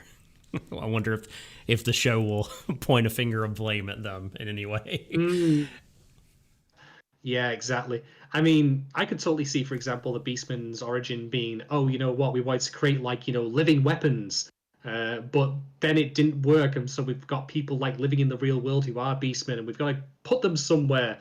Make a city for them, Yeah. It'll be like, I mean, basically, I have the same level of cynicism towards Anima City as I do Delta City from RoboCop. Oh. You Oh know, my. Yeah. that thing that in the background that's like being run by OCP. Hmm. Hmm. Yeah, that's how much faith I had in that particular spot, more background detail there. So yeah, I think that's answers from my perspective at least both those questions there. At least I hope it gives a good amount of detail on it. Do you have any thoughts to add on that one, Doc? I don't think so. I think we covered all the bases. Okay. The final question we're going to cover in that case then comes from Yukinon and says, do you think the show is attempting to pander to a specific fan base, or would the same premise still work if the animalistic theme was replaced with something like insects or robots? Okay, let's just be honest here. I think what Yukinon is referring to, and I'm not saying this even as a derisive thing, is furries. Because that's been mentioned before when we talked about Beastars, talked about a little bit with Zootopia. Now, I've actually a little bit of backstory here. Like when I played World of Warcraft, my guild leader was a furry, and I actually went, believe it or not, to a furry convention with her and her partner at the time. In case you're curious, no, I do not have a fursona. No, I did not to dress up either. Uh, and I'll relay my experience as it was, which was all people were doing was like commenting on, like, hey, I built this suit, it looks really good. What do you think of it? Drawing, like art and stuff like that, having drinks, chatting with each other. It was really pleasant. I really enjoyed it. So I think that, like, if I want to just get this out of the way now, just as a side, like the whole perception that furries are weird and all that is bollocks, because any community has its bad apples. And unfortunately, any community that has bad apples is defined by those bad apples as a whole, when that's not obviously true. So that being said, though, I'm going to point some, and I'm not saying that there's anything wrong, but rather I'm going to say, like, if you're going to pander to an audience, like this is capitalism again, the furry group is not a large group as I understand it. Like numerically speaking, they're not like sufficient to justify a work on its own. That's a shame, because I do think that there is certainly stuff to be explored there, like the idea of getting into, the animal side of people as BNA is here. And obviously, like there's a lot of work being done by people such as Sonic Fox getting out there, promoting that lifestyle, showing, hey, you know what, this is how we live, and there's nothing wrong with that, which there isn't. Mm-hmm. So I don't think it's pandering to that particular group, if you want to say that, because I think the mathematics of it, from in terms of like audience numbers, simply isn't enough. I mean, it's an anime to begin with.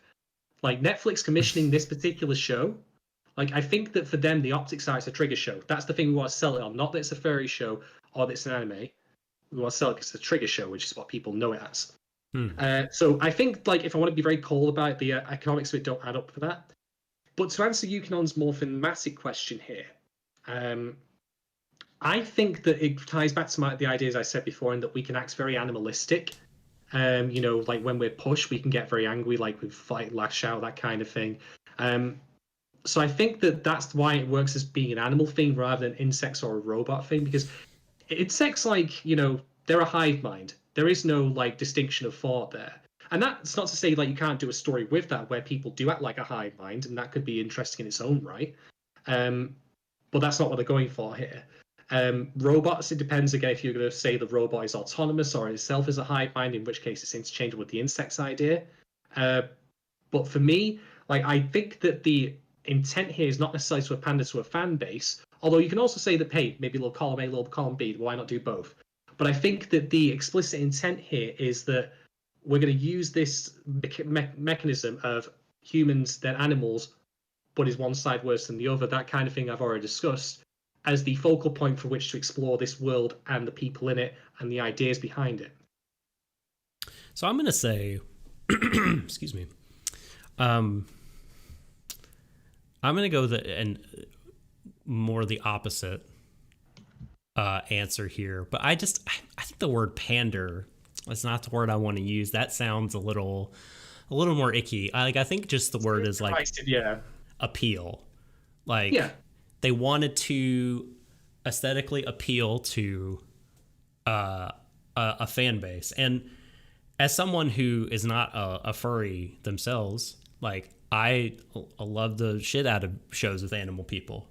Kids, a lot of kids love the shit out of shows with animal people that might not be furry. So I think the appeal of making a show about animal people is broader than just the hardcore furry convention goer that's true. fan base.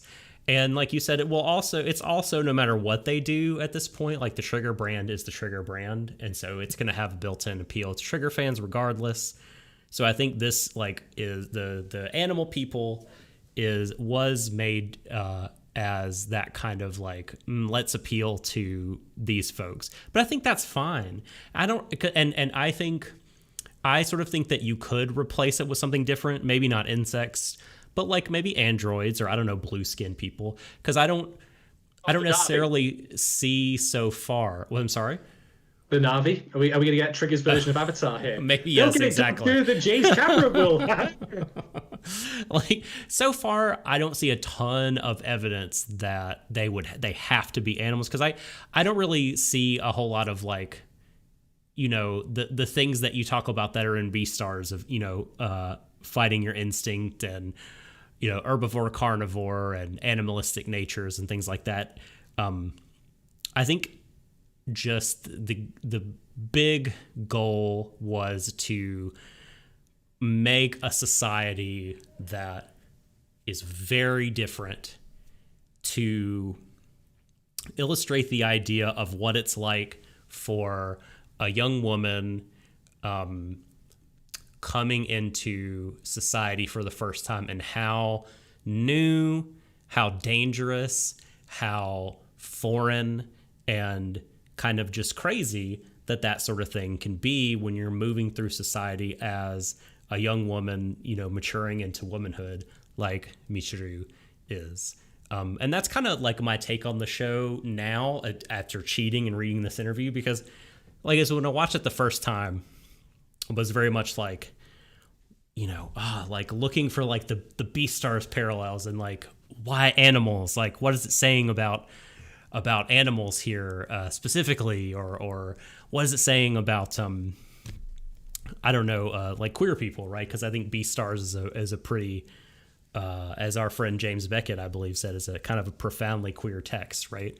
I was looking for that, but when I read, so they're asking Kazuki Nakashima, the head writer, about the theme of the show. And so Oda Quest asked them, living together was also the theme in Promare and Gurren Lagann, which you mentioned earlier that you worked with director M.I. Shi on. What do you think is the theme in BNA? And Nakashima says, in this production, director Yoshinari and producer Tsutsumi strongly stated the theme of women's empowerment at first, rather than quote unquote living together. And I thought this was something new. It's what I wanted to write, and how Michiru can find her way to live life in her own way, and how she can change society when she goes into a new environment. And so once I read that and rewatched the show through that lens, I thought, like, I don't know, I felt like okay, like here's a reading I can latch on to. Here's like a vantage point that everything kind of clicks for me a little bit more than looking at it, looking at them as Beastars characters or trying to find, race or other kind of things or specific sort of animal parallels. So that got it to work for me. That's fair. I would be curious to see how it goes for me, though, because we have had episode 2, Rabbit Town, which was specifically about the women there. But it's like I've said before, it needs to be systemic. We need to understand the system that caused this to come into play. And okay, yeah, I can see, like, hey, they're not the kids are not being looked after. They need someone to teach that's happening. The women apparently have it rough, but I don't know, for example, if the women of Rabbit Town, like, if they are sex workers as I think they are, like, is that by their choice?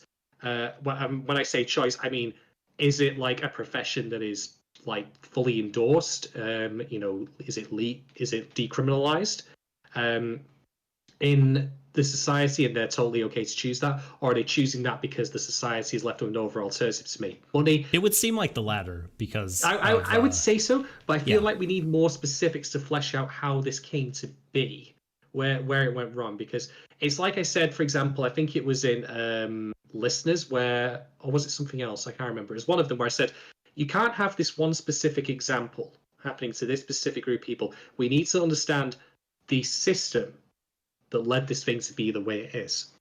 And when I say women's empowerment, like, it is interesting to take that and apply it to the Rabbit Town people, but I think the main thing you want to focus on is Michiru, because Michiru is a young woman, again, going, in her early teenage years, like becoming a woman, going out there in society as a totally fresh-faced, like, I think this is why that Yoshinari says he made her such a quote-unquote normie, like a normal character, because her specialness is not supposed to like overshadow the other things in the story. Like, you're supposed to be able to have as many people identify with her as possible, because, like, it's like, again, I think a story about what it's like moving through the world as a young woman, and how, like, intimidating that can be. Michiru is in the beginning of the show, she's forced into hiding in her room. She meets all these crazy people. People try to take advantage of her. People try to kill her. Like, it's pretty rough times out there for her, sort of not knowing what to expect in a world where it seems like everyone else knows the rules except for her. Everyone else kind of knows the societal norms. And she's always like, what's the matter with you guys? Like, there's a great line of at the end of episode 2 where she says to grandma, you're selling off these kids. Like, what's the matter with you? You're a beast man, but don't you have a human heart? And Grandmama just looks at her and says, like, well, okay, now I know you're a human. Now I know you don't know what you're talking about. You're part of the out group, right? Like, try telling me that when you have more experience of what it's like being a woman here in this town. She tells her. That's a paraphrase, but to borrow that, we need more experience of that as well, I would argue. We've kind of seen the end result of where these characters ended up. And what you say about what's happening to Beatrue, I have to worry if the show is going to conflate what's happening to her as because she's a woman or because she's the special. Because clearly a lot of what happens during these episodes is because, she's marked as like having these abilities. I mean, specifically in episode 3, you know. And I also then worry in turn, like, that, okay, I'm not saying that if you have special abilities, you shouldn't use them, but I don't know then how much you can analogize women's empowerment. And this is me speaking as a bald-headed dickhead of a man, so please ignore me if I'm talking out my ass here. But I don't know how much you can analogize that then to regular women, like, making real change when Michu's got all these abilities baked into her, abilities that have been given to her by someone. And okay, there's stuff you can do with that. Like, okay, I never meant to have these things to begin with, and they were given to me against my will, but I'm going to use them. I'm going to make this power my own. That's good. I would like that very much if that happens, if she gains a semblance of control over it. That's perfectly fine. Or in turn, something else you could do with that is it turns out she can't change the society with her powers because, okay, she could use her powers to, say, fight off a thug in the street, but can you, like, destroy the concepts of, like, prejudice against women, prejudice against beastmen, etc. with powers? Not so much. Maybe you can enact the changes that make that happen. So I'm going to see how things play out here, but it's a tiny bit shaky at the moment, to me at least. Well, I don't think you have to, like, win a fight to be like, yes, these skills are now valuable, and validate me as, like, a woman or whatever. Like, I think that's maybe missing the mark a little bit. Like, I think, and to say she has, like, powers or whatever, I think she's just always making lemonade. Like, she's not, like, going through kicking ass. Like, because she is willing and pushing and trying to, like, squeeze blood from the stone, to sort of misuse a metaphor there. But, like, she's able to get it done through means that seem miraculous. But it's not like she's some superhero. And they get her in trouble just as much as they help her. I mean, the only reason she was caught in the first place is because her ears popped out when she was spying on those people.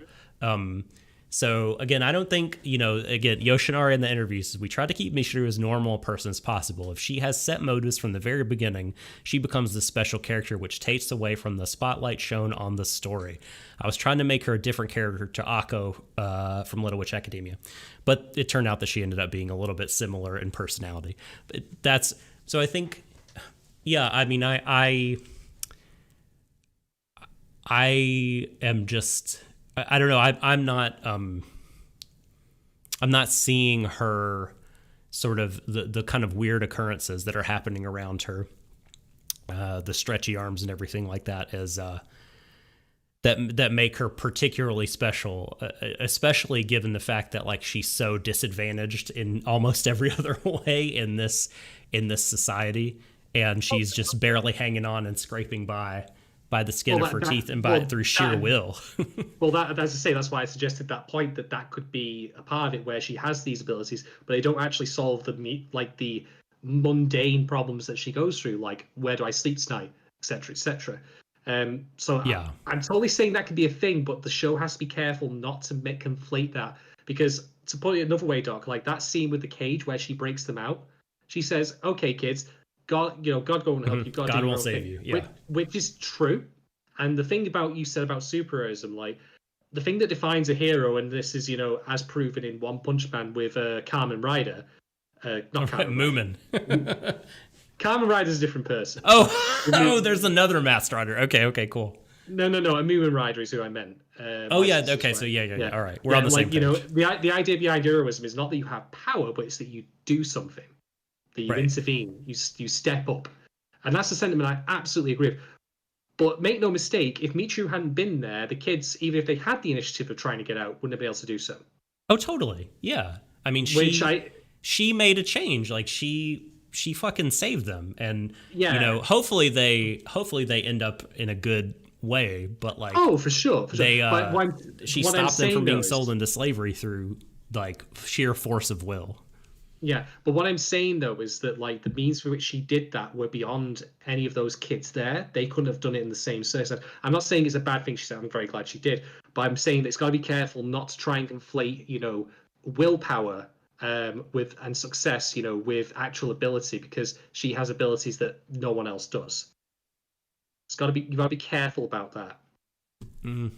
We'll see. It's like, so far, I don't think it's it's been okay. I mean, it's sort of a magical, realistic story in some ways, but so I don't think it's like, I don't mean, look at Shiro Ogami, like, he has got fucking nose powers and can see the past through his nose and is invincible, and so that's I feel like he so far is the one fly in the ointment with the women's empowerment theme, because he is always showing up to save her.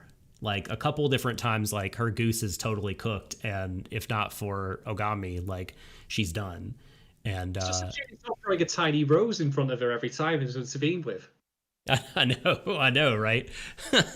So, like, give that dog a top hat. So you know I'm right. I know. Well, I do like that she sort of argues him into a corner and sort of uses his kind of big blanket statement vows for her own benefit, you know, because he doesn't view her as a beast man. And then she's like, well, I'm going to run into the bomb situation, the scary place. No, don't do it. I am, because you got to protect me, because I'm a beast man. It's just like, ah, oh, damn it, you're right. Gabriel makes a good point, though, which is if you watch Wall Street, maybe the fact that Maya is a woman is also something to note. No, there's also the mink. Yeah. So yeah. By the way, one thing I want to mention is about the mayor, just as a small aside. Do you remember? In Power, the only woman in Power. Yeah, no, that's true. Yeah, we only see a couple of positions of power, and because we see the chairman, who's a man, and the mayor, who's a lady. So 1 out of 2 ain't bad. Where are the other positions of power that have been shown? I guess I'm not remembering them. Maybe it's like the chief of police is an old man McGruff. Mm-hmm. Well, one thing I want to mention about the mayor, by the way, just as a small visual thing, is you might recall in Beastars there was the lion mayor, and he said that he had plastic surgery. Scary, to make himself look more... fucking scariest character I've ever seen in an anime. What, because he looks like an alien, or was it because more of his? Well, I was gonna say, like, you know, he wants to look more appealing, and he ends up looking like the human teeth. He ends up looking like the lion emoji is like animated through Unity. It's awful. He's bad, but that's the point. Though he makes out that he wants to look like as an intermediary, and the mayor in BNA, you know, the Sphinx cat, as I think it was Sophie mentioned before, you know, like skin tone, like, you know, looking very leathery. Like, she looks like an old human, and I can't help but think that maybe that like visual design is meant to be a similar thing, where it's a bridge, because she's in that uncanny valley of you squint a little, might look a little human, you know, but clearly might look a little bit like a little bit of the ETs happening. Yeah, exactly. That's very mean. I shouldn't have said that. Just the way that they draw her, I don't know. Is she gonna ride a bicycle? You know, through the moves. Oh yeah. God. Yeah. Anyway, I that's all I have to say otherwise on the questions, and I think that's also my talking points covered, really, because I think we've gone through it all in quite rigorous detail. Do you have anything else to add, Doc? Let me see. I've talked about, I think, a fair bit of my points. Like, I was not expecting the show to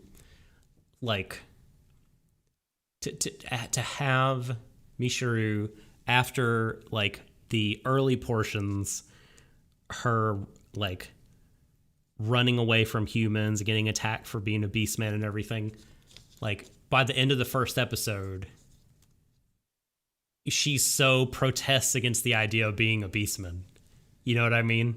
She's like, I'm a human. I am not a beastman. This is a disease. Like, that took me aback. I don't really, there's not like a big analysis I have of it. I just thought it was very surprising. I think the way to explain that is because she can't turn back. Yeah. Oh, totally. Totally. So I think that maybe that, like, she's distinguished herself neither as human nor as beastman, but something else, because she doesn't get to make that choice. Yeah, and it's like, it's just jarring, and it's because you're sort of learning in real time her plight, and so maybe it hadn't kind of sunk in all the way that, like, maybe she just, it's not that she's like really, because she's so in the middle of the episode, she's so proud, she's like, yay, everyone's a beastman and dancing and everything, and then like at the 15 minutes later she's like, nope, Ningen. They blew up the Inferno cop screen. They're monsters. Yeah. No one can kill Inferno cop. This has been established. Yeah. How dare you? Yeah, and That's like showing off the Pope's address from the Vatican. um, and I love her character design. I think the design work is very strong overall in the show. Yeah, yeah, Um, easily. she's really great. I like how she like, you mentioned her being neither fish nor fowl.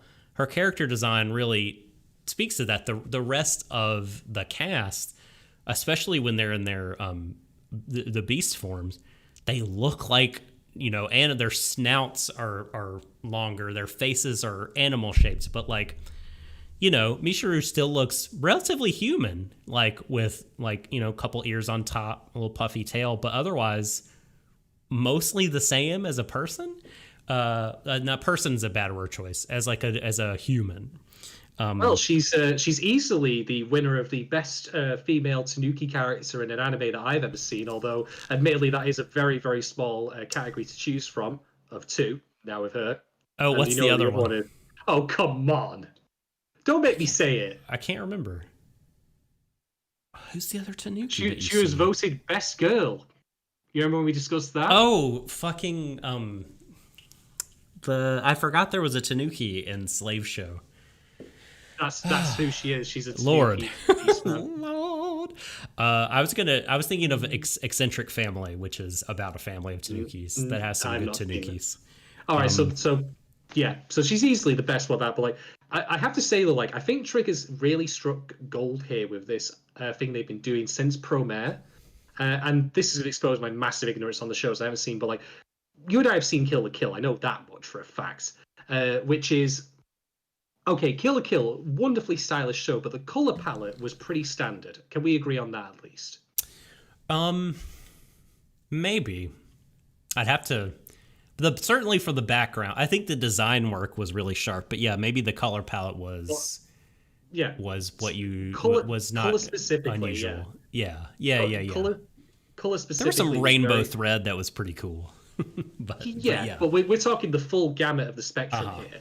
Yeah. And then Gridman, again, standard color palette. Even Frank's standard color palette. Ninja Slayer? But, No. I've never seen Ninja Slayer. I don't know. Anyway, but the thing they did with Promare was they had a very specific set of colors for the majority of things, especially the fire, which gave it. I think that Promare. Not to get too much into it because this is still BNA, and I think that you and I, like you said this to me off cast, like that we really need to do a proper pod on Promare at some point. Yes. Which will basically be me yelling and screaming very loudly while setting off fireworks in my room. But like I think like with some of the stuff we've seen in certain other like CG anime shows, for example, Land of the Lustrous, the specific use of colors, like particularly flat colors, like gave it very striking look, and they had a specific color palette for it. Like there was no actual like proper fire color in that, apart from some lava stuff. But most of the like the actual like fire was very like pinks, purples, that kind of thing. A little bit of like light orange in the middle. I think that they've really struck gold here now, doing more stylized color palettes for their shows. Because if nothing else, like even if after we get through Brand New Animal, I walk away from it, I go, it's there. If I come out of it like that, at least in terms of what I thought of the story, the visuals are still very striking. I mean, I joke about it becoming like synthwave background fodder, but that joke comes from a place of actual genuine admiration for the fact that they are doing this way, and it makes sense to me why they would pick Trigger for the cyberpunk anime to come back around to bookend this, which is that a lot of cyberpunk tends to rely on those kind of deep neon colors, particularly if it's going to be set at night. So I can see that working really in their favor. Although I don't see how the actual cartoonish nature of everything stretching is going to work in that show. But anyway, we'll see if they tone that down or not. Okay. Jessica, also love listening to the Promare soundtrack still.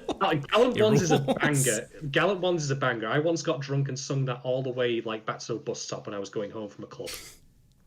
In the middle of the street, top of my voice, because I did not give a shit because it was so good. All right, we should probably close up our discussion then. I had more, my friend. Oh, you had more. I think this is worthwhile. I believe I read this on Vrykaiser's Anime Feminist Review, and I noticed it as well while I'm watching. I think it's worth pointing out when looking at oppression narratives, right? Or stories about marginalized groups represented in some kind of way, like through animal people, right? Sometimes you have those stories. Like, let's say you have animal people representing queer people. Then you don't have any queer people in the story itself, which is kind of a weird dodge and just doesn't feel real good. It's like this sort of hollow representation where you can just sort of say, like, these stand in for this group, but then you don't depict them in any meaningful way. Sometimes carpeting over the actual issue with the aesthetic or the functional choice of making it about beastmen, insects. Go back to Yuki's question. Like, sometimes it needs to be explicitly about what it's about, and I agree with Fry on that, absolutely. But to finish my thought is that I think that my own reading of it doesn't really have the animals as sort of standing in for any marginalized group in particular. At this point, I'm only a fourth of the way into the show. That could very well change. But like, it's promising that, that you do have so far, like, people of color in this story.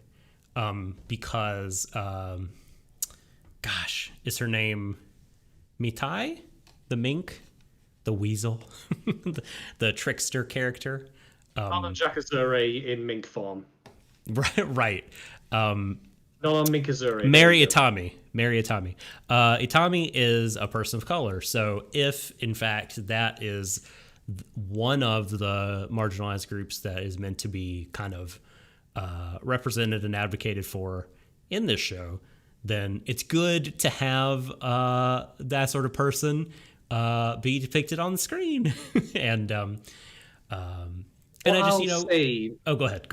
What I'll say is that I absolutely do think there needs to be more. Well, first, there needs to be more LGBTQ plus works examining LGBTQ plus prejudices. That needs to happen. Period.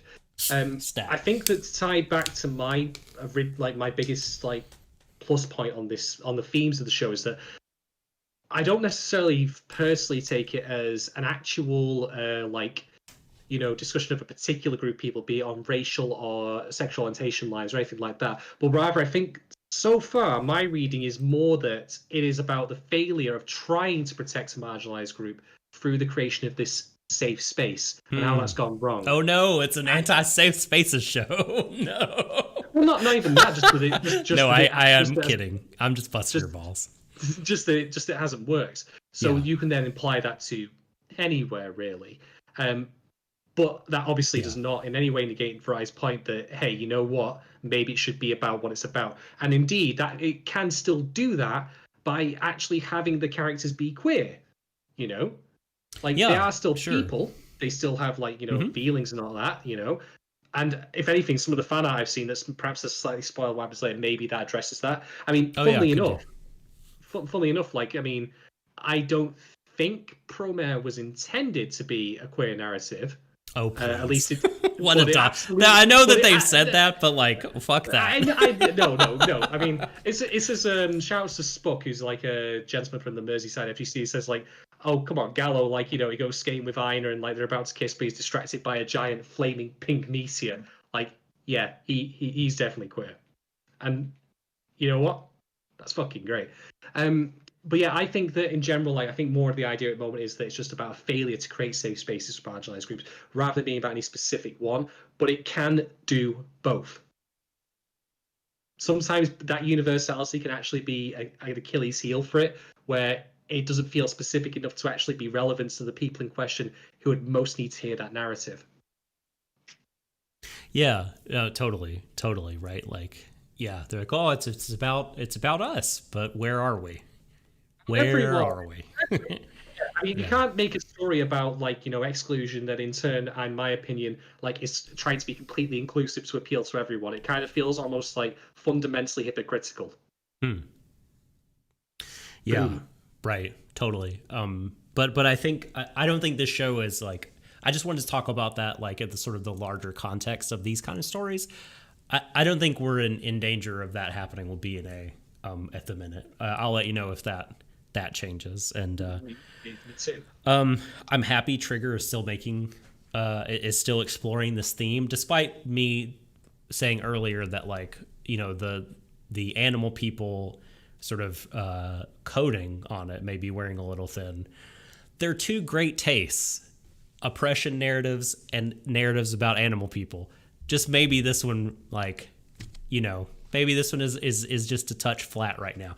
But I really do think I really am excited about watching more of it. Oh yeah.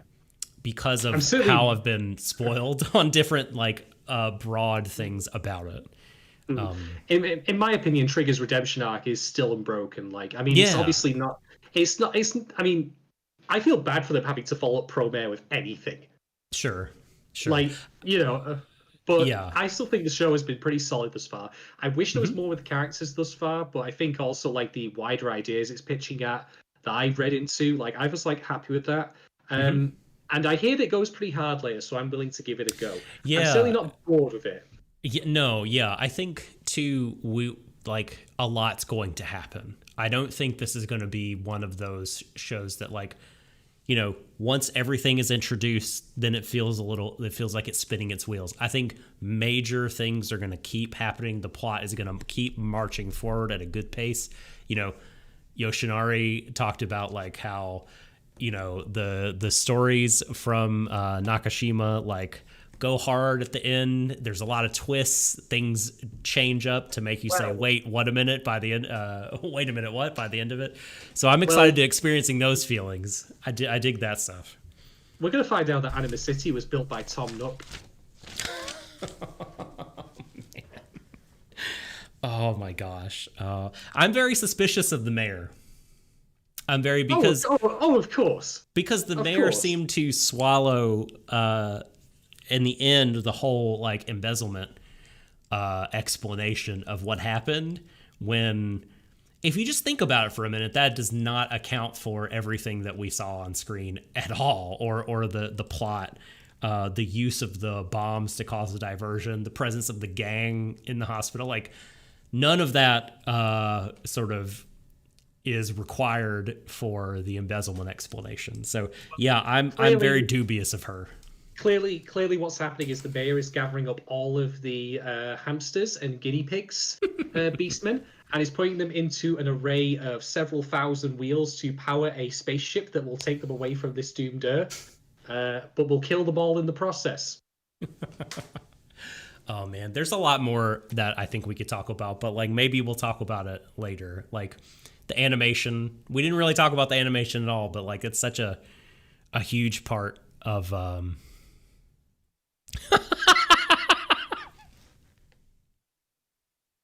Yuki calling me out. Oh man. Let's never do a hentai, because then that's gonna get even worse. Good God. Just to clarify, Yuki has put in chat for people who are listening on the VOD that I am so worried when Doc starts a sentence with the word swallow. Let's just be glad Doc has not currently used the word moist. I thought he meant like when I swallow my drink and then I go in. I swallow my drink. But shoot, I had a thought, but now it's been I'll spit it out. derailed. Stop it. Oh, the animation. So anything in particular to say about that? Do you feel like it's one of the show's like big strengths, or are you kind of like, does it sort of wash over you like, well, this is the Trigger House style and it's fine? What are your thoughts on it? I think it's appropriately used what's going on. Like, I mean, if we go back to Kill la Kill, like everything when that was exaggerated, everything without fail, like constantly. But I think that's fine for the tenor of that show. And I think in this one here, like, we see, for example, Shiro's like fights. They look great. They're fantastic, and they're also brutal, appropriately enough. Like we get to see the full impact. So I think like Trigger's like bombastic style of animation. Like there's a time and a place where I think it's used appropriately here.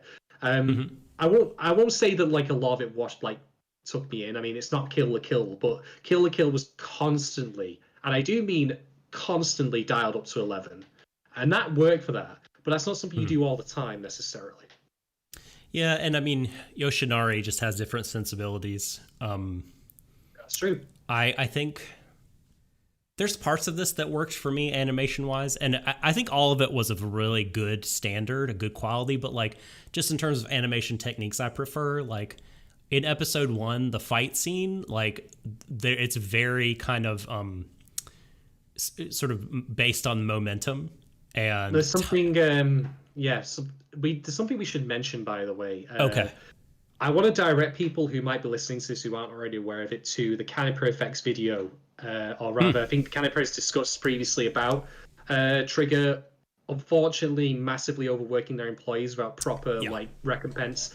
So we can praise the animation all we like, but let's be clear again, as people who continue to support like the future anime projects, that Trigger's like ethical standards, like in terms of how they treat their workforce, is nowhere near up to par. Like they can do great stuff, but they shouldn't be doing it and making people work ridiculous hours without compensation for that. Let's be clear on that. Now, I don't have the full details on this, but it has been mentioned to me like how it's been brought up to them numerous times in industry panels, and they just kind of brush it off. No, from me to you, Trigger, like I like your work. It's a lot safer dying the Franks, but I let that slide because you've had your redemption arc. But maybe actually pay them a living wage, maybe treat them properly, and still make good stuff. You can do that. No reason you can't. So sort your shit out. Yeah. I mean, as usual, by the way, Callum May, who runs the Canipa Effect, is doing incredibly important work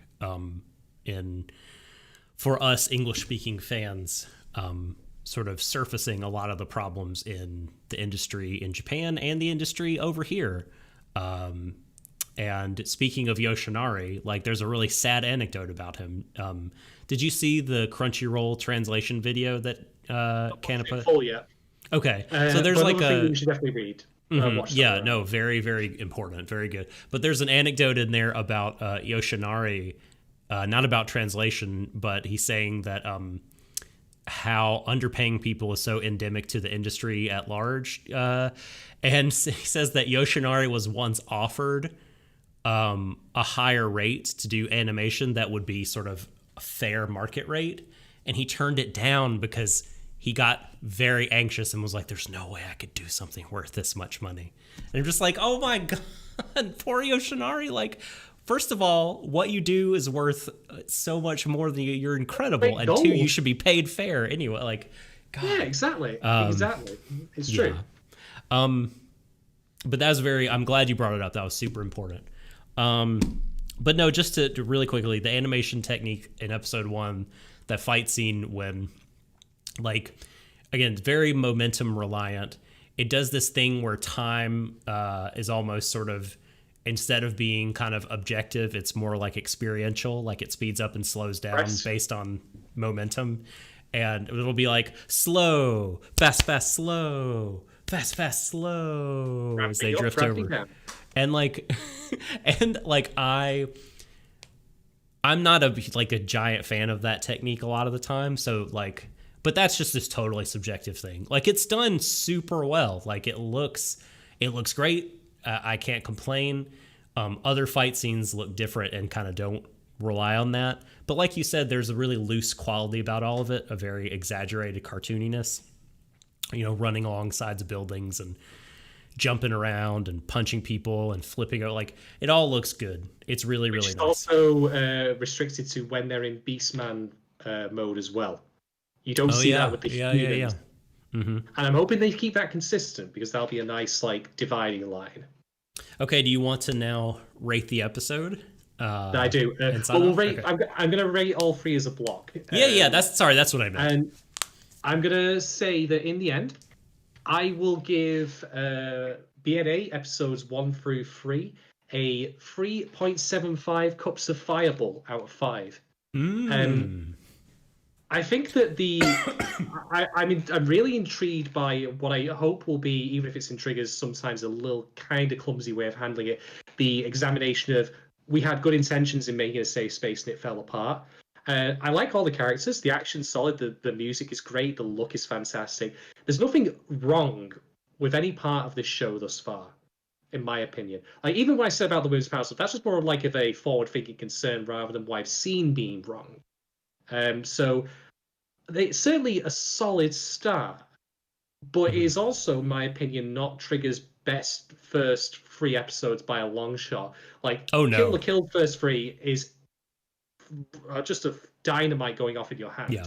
Gurren Lagann goes fucking hard.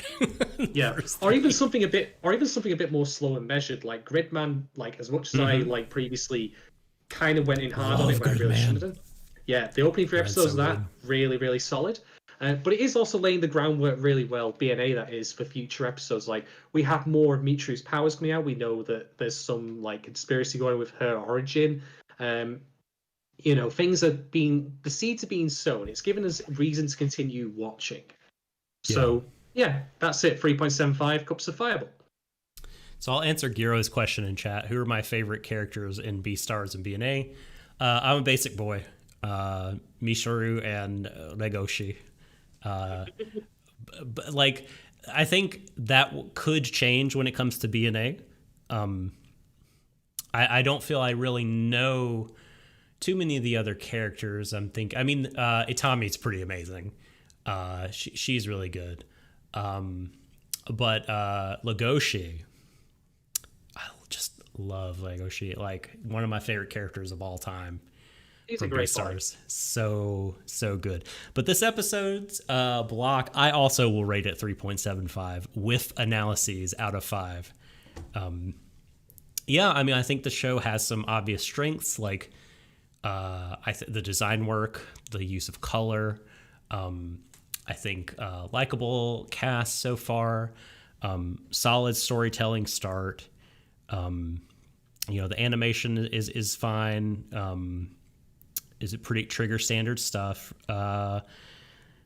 And there's a lot of potential for the kind of sociological commentary, political analysis. But so far, like that has been unrealized potential. Like it's laying a lot of conceptual groundwork, but we'll see kind of where it goes and what it ultimately has to say. I think it's a good start, but like you said, I don't think it's like really grabbed me in a way that a lot of other anime that we've started out with really did. It's like a 3.754, like roughly there, like between. I could go back and forth on those two ratings, but I actually, more so than some of the stuff we've watched lately, listeners, this one has me more confident that it will pick up and go places and improve. Like I wanted that one too so bad. I like this one so much more than Listener. Like it's so much more eminently likable. I feel bad because I feel like I probably rated early Listeners episodes highly because I was like wanting to like it so bad. But I feel like I don't have to make that much effort to like this. You realize that the sensible strategy is to be deeply cynical and bitter like me. Yes, exactly. All right. Well, that brings us to the end of the discussion. Before we wrap up, we've got a couple of things to say, a bit of housework. So, Doc, do you want to just quickly plug the content we're doing again? If you can just go through it briefly. Yep. Do support us on Patreon if you enjoy the work we do and you want more of it and you're able to. We have a ton of benefits, lots of extras for you. Like we talked about at the top of the show, we got coming up. We've got a second stream podcast / stream patron only that will be about Decadence. We've got a third one that, if the poll ended today, would be about Rakugo Shinju. I can't remember the full title right offhand, but the Rakugo show from a few years ago that everyone loved, rightfully so. Telling me endless times I need to watch. I'm like, fine, I'll do something about it. And those are coming down the pike. We've got the Barakamon podcast, future podcasts on things like Noragami and Haikyuu, and Dororo, all in future, all for patrons, if not forever, then certainly at first and for a while. So head on over to patreon.com/Warui Deshou. You can see all the tiers, $2, $3, and $5. We've got something for every budget. If you can't go high, then, the $2 tier does get you into the Discord, where we have a ton of fun. We have watch-alongs, movie nights, game nights, fun discussion. And if you subscribe to higher tiers, you can ask us questions that we answered at the top of this, and get your hands on that extra content. And also, Warui Deshou is on Twitter, YouTube, Twitch, Spotify, Apple Podcasts. Just type our name into the old Google machine and then type the name of your favorite content platform, and chances are we'll be there. Absolutely. And from myself, I just wanted to thank everyone who's joined us again tonight. It's good to be back in this usual format. I mean, because of what's been going on with COVID, we obviously couldn't do it like in the previous way that we did, but now things going forward should be much more stable. So I want to thank everyone for their patience during this time as we've been working that out and getting things back in place. So like I said at the very start, obvious joke as it is, brand new podcast of a sort, same old Muppets doing it. Or Muppet, depending on how you want to call it. But I'm we also are a Muppet. the Muppets are low-key amazing, so there you go. Or not even low-key, but anyway. So yeah, thank you very much to everyone for your patience with that. Patrons or not, your support has always been really, really welcome and really, really appreciated. So do keep that coming. From us here at Warui Deshou, thank you for joining us for Brand New Animal episodes 1 through 3. We will be back next week to do Decadence 1 through 3 and also Barakamon. I will actually be streaming more Final Fantasy VII tomorrow on our Twitch if you want to join me for that. The post Disc 1 content. So the Fallout. Yeah, that's gonna be something. So do feel free to join for that. And otherwise, that'll be it. Take care, stay safe, stay healthy, look after yourselves, look after everyone else. Wear your fucking masks. No excuses, no exceptions. Unless you have a legitimate medical reason and not some fucking card you got off Reddit. Otherwise, from us here at the podcast, as always, take care. And as we often say, embrace to everyone. It's the end of the universe. Good night. Bring back the brothers.